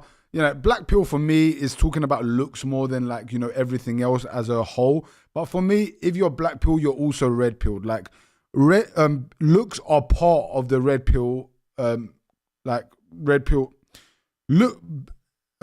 Concentrating on your looks as well as your finances and your status and everything else is red pilled in general anyway. We say that looks is important in red pill, in the red pill community. We just say it's not as in. We just say that, you know, you can make up for looks with other things. However, you know, this guy talks about looks maxing and all the rest of it. His name is Clavicular. He went on Fresh and Fit recently. He did like an interview with Myron as well, which was great. And I'll be honest with you, he has a lot of, you know, conservative beliefs, and me and him kind of agree on most things. One thing that I definitely don't agree with Clavicular about, and, you know, if there's any young men listening to him, I hope that they don't take, not his advice, because he's not giving this advice, but they don't take what he's doing and use it for themselves. But he's going to get like jaw surgery, even though he's got a sharp, big jaw for a man. And he's also going to get that surgery where it makes the man taller. And he's 6'2", but he wants to be 6'6". For me, that is an illness, just like when we see women with like millions of fillers and, you know, getting BBLs done and constantly getting work done in surgery. For me, that's exactly the same. Look, I'm not saying that looks maxing isn't important. You can looks max as a man and as a woman.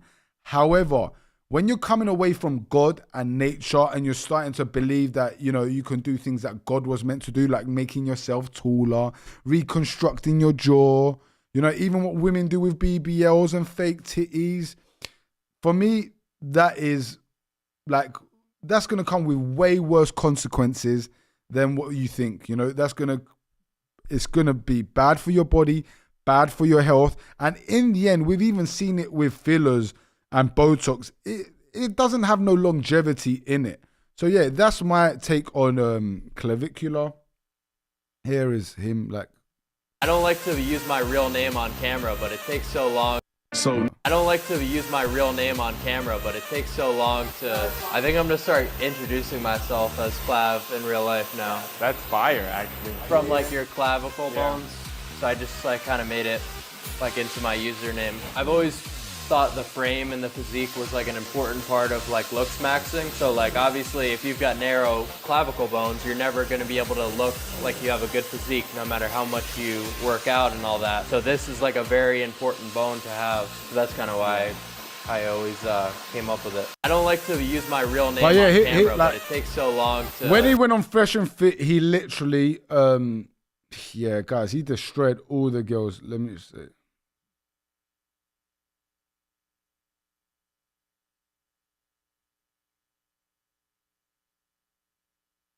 If men were doing what they were supposed to do, we would have to fill a void. And let me just interject here real quick. Yeah, I just find that absurd that the society in 2025, you could be the head of a law firm, have a great job, endogenous process. So you But, I want to see what them hormones do. There's always an outlier, but the majority of women absolutely would prefer to have just one guy that has everything. And I agree. I agree with that completely. All right, we wish you the best. Who's up next? Wait, so he can't What about?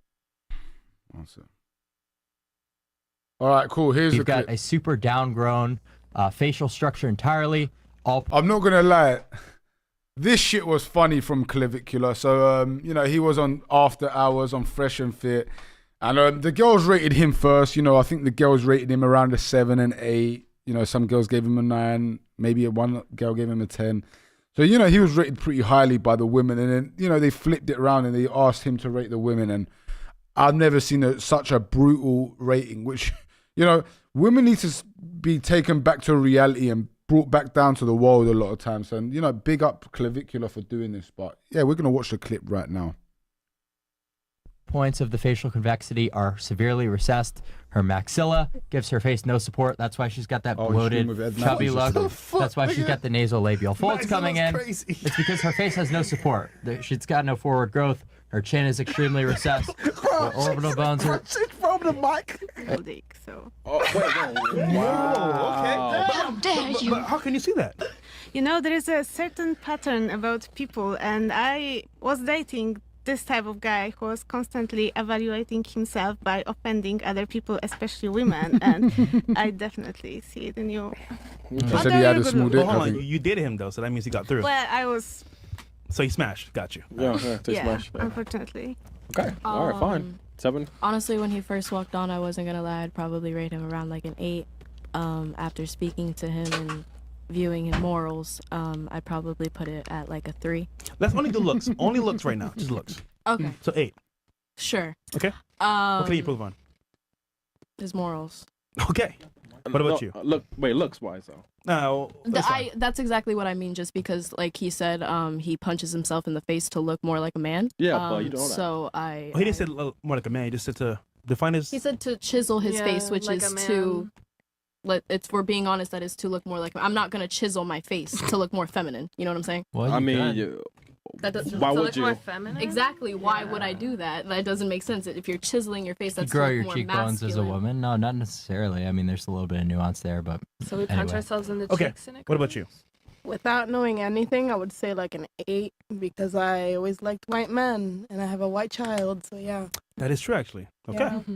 What can you improve on?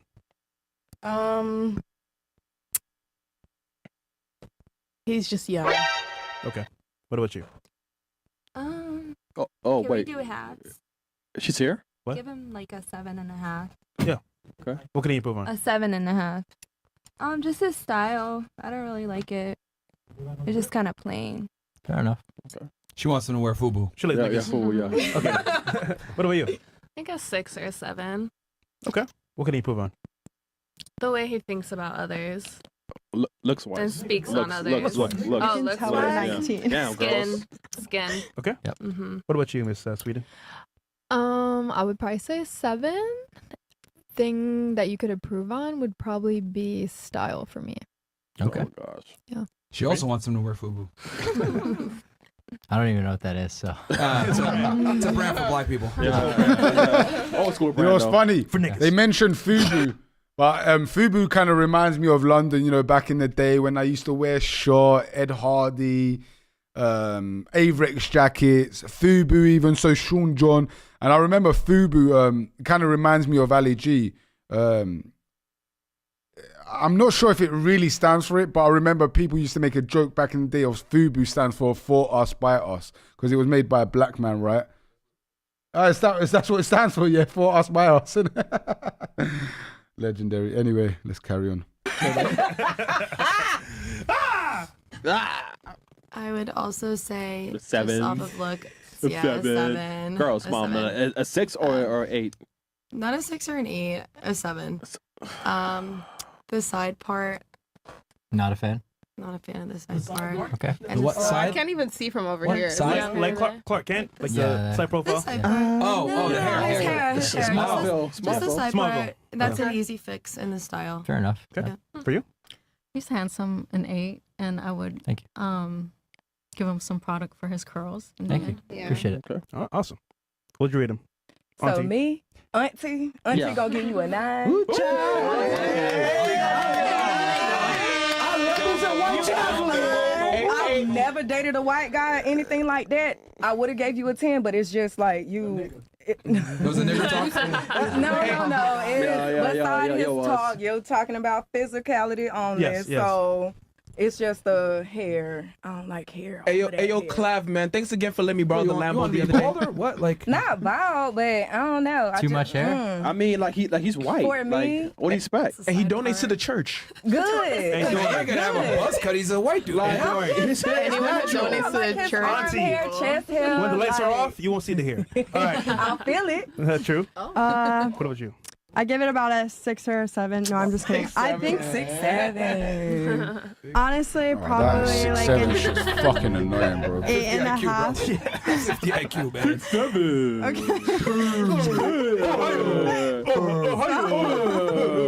Look at my titties. Honestly, I give him about like a 8.5. Come on. So now, in reverse, Clav, your turn. Oh, okay. So guys, you've heard Where? them rate him. We'll start on Miss this side. Poland. Okay. Yeah. I give her 3.5 out of 10. Wait, 3.5 out of 10. You know, obviously, I we've would got say some the same, horrible- really, How old are you? honestly. 30. 30. Okay, not the worst in the world then. And you know, moving on, I'm going to give you a 4 out of 10. I'm definitely. Wait, do you want him to say like why he gave the rating and how they can improve? Yeah, can you give him say why they? So she got 3.5. Why and how can she improve? Well, her mid face is way too long. Obviously, she's Her got the mid-face jowls is way coming too in, long. horrible nasolabial folds. You know, horrible total facial width to height ratio. Just really bad age indicators. But obviously, at 30, that's not something really that's Hey, gonna this guy's surprise a me. legend. Her upper maxilla is super recessed, horrible infraorbitals. That's why your under eyes are coming in like hell. Really recessed chin. You know, all the facial convexities are wrong. Her radix is recessed. You know, moving on. Okay, well, how much time do we have on the podcast? It's okay. Go, bro. Okay, we've got an enlarged alar waist. These ones are match. Wait, she got a 4, right? You said 4? 3.5. Oh, 3. No, for her. She got a 4. Yeah. Why? But, well, we just went into. No, he said it already. No, I moved on to her. Oh, Yeah, I'm yeah. sorry. Okay, I was Yeah, right. yeah, My bad. sorry. Because I was like, damn, that's a lot of shit. Okay, so it's 2 girls. It was just her. I thought it was just her. Okay, my bad. Okay, so honestly, there's not a single good thing about her face. So Oh I'm just my gonna God. use that as a universal thing, or else we'd Is be that here. the shocking factor? That's crazy. That's not really me being shocking, but we could break it down if you want. Yeah, Please go ahead. do. Yeah. So her alar base, the width of her nose is incredibly large. Her nasal bridge is incredibly wide. Obviously you've got bimaxillary protrusion. So your bite is all off. Just everything is wrong. That's fine. Yeah. So just I would rate you the lowest, definitely on the panel. Why are you not a surgeon? What's the number? I would arguably say like 1.5 or 2, like genetic defect, dead end. Bro, look. I agree with him about most things. We don't agree about the whole jaw, about the surgery with the height. But listen, clavicular, come on, bro. We know that's not a 1.5. Now, I'm not saying she's an attractive girl, but 1.5 is like a fat Shaniqua or a fat Emma, like one of those big fat chicks. Like, that's not a 1.5, innit, Trev? Am I wrong here? 5 is average. Yeah, and he rated her a 1.5. Yeah. 1.5. I disagree with clavicular there. I don't think she's a 1.5. I would honestly give her like a 3.5, maybe a 4. Just below average. But yeah, let's carry on. Yeah, it's crazy. I'm actually writing this shit down. Okay.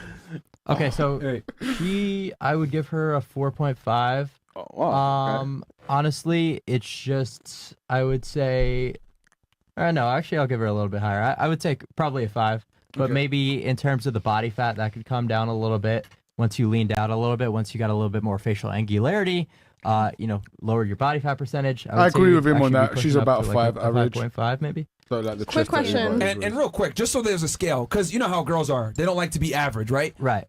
So would it be fair to say a 5 is completely Dead average, dead in the middle? Right, yep. And then a 6 is Absolutely. like above average. Like Yes, she's actually yes. attractive at a 6. No, exactly. So when... Guys, he's rating very hard. Yeah, so Quick this question. is... Do you believe in eugenics? Yeah, you do. Okay. That's a loaded question. That's a complex one. That's What just is not eugenics? That's not really a yes He's or no racist, answer. yeah. No. That's I am. Yeah. That's it. That's not a yes or no And question. that's fine. Blacks have low IQs. No, not a yes or no question. Do they? To you. No, not a yes or no. Black is a color. Okay, so moving on. A lot of just to clarify, ladies, that this is an incredibly harsh rating scale because a lot of women and people just in general assume 7 is average when they're rating. 6, 7. I mean, he's saying he believes in eugenics, so I'm just saying. You said that, okay, but a 5 But is you an average. didn't answer no, so A if five- it was a no, it would have been a no. It's a complex question. What's ladies, so for you eugenics? to Like think you that believe everything in like falls what into one a- race is better looking than others?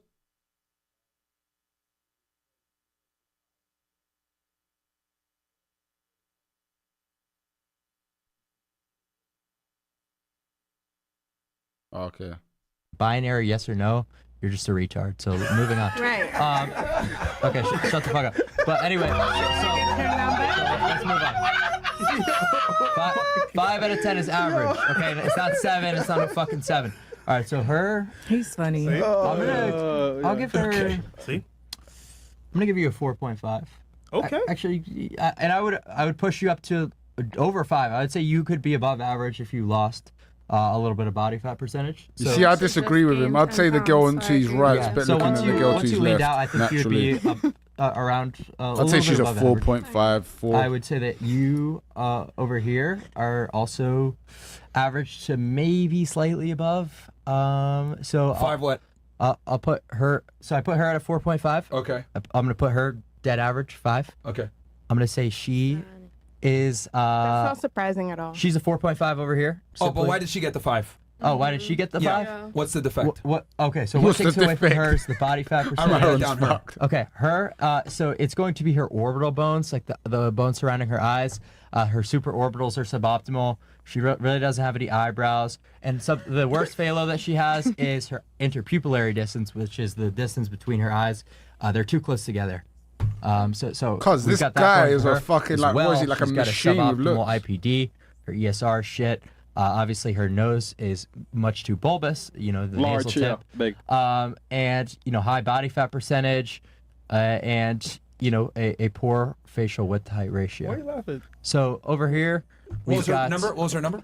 She is a 4.5. Okay. Right there. Her over there, I'm gonna give her A 3. Nah, actually not a 3, bro. This guy's deep, bro. I'd say she's like a 3.5, and I'd say the girl next to her is like are severely 3.54 as well. Maxilla gives her face no support. That's why she's got that bloated, chubby look. That's why she's got the nasal labial folds coming in. It's because her face has no support. She's got no forward growth. Her chin is extremely recessed. Her orbital bones are. From the mic. It's like, look. So this is why people have these facial flaws. It's because of lack of bone support, right? Her orbitals are non-existent. She's got the huge. I think I said Godzilla. Godzilla. No, Maxilla. I'm kidding. Okay, so her orbital bones suck. That's why she's got the big. Yo, who is this? Okay, moving on over here, we've got Auntie. Auntie. I can't. Let me see. I'm gonna definitely above average. I would say that the main thing. Bro, he was work scared, on bro. Would certainly be the What's body. your rating? 5? He's making out like the black chicks the best on the panels. That's not true. Wait. Stop nodding. I'm literally taking notes. I need to know. Actually, I'm just documenting all. I'm gonna say 3.54 range. So definitely above average. So, okay. Yeah. I thought he was gonna give her like a 7. So above, but that's with a pretty prevalent phthalo with the body fat percentage being. So once you chiseled out a little bit more, got more angularity, I'd say you could definitely push over a 6 for sure. Appreciate you. And over there, gassed. He's gassed. I would say that you probably have the best looks on the panel. I'd agree. You know, it's not really also not shocking. It's not a tough crowd to compete against, really. So like, don't give yourself too much credit there. You edge them out a little bit. So, you know, what's her number? I'll give her a 6 to a 6.25. Okay. You know, I'll take it. Thank you. What's her fuck ups? Her fuck ups. The OnlyFans. No, We're going off looks here. Don't worry. Looks only, yeah. The nasal tip's a bit too bulbous. Her face is a little bit too short. Her just entire skull. We've got That's a new one. Tell bitch her face is too short. She's got her ESR looks a little bit too wide. And her mid-face ratio is a bit too short. So that's all the. All right, here. Bro, I never thought I'd be writing down ESR too wide. Bro, on a fucking What does that mean? So yeah, this is the new guy on the block, the new red pill guy on the block, Clavicular. So yeah, you know, I agree with him about some of them I don't, you know. But yeah, that's him basically. And that's the stream wrapped up for today, guys. You know, we went through a lot today, uncovered a lot. We're gonna wrap up. And I'm going to let you guys know probably by the weekend what day I'll be streaming next week. We've got loads of clips coming out. Make sure you guys check out the clips. Make sure you guys leave some comments on the clips. Help us get up the algorithm. As you've seen, the numbers are doing better and better. Please like and subscribe and like and comment on this stream as well once it goes up. And yeah, guys, I'll catch you guys next time. So I hope you guys had a great stream. Had loads to talk about, loads of gems, loads of controversy. One of the most diverse guys on the internet, and I'll catch you guys next time. Have a good one, guys. Take care.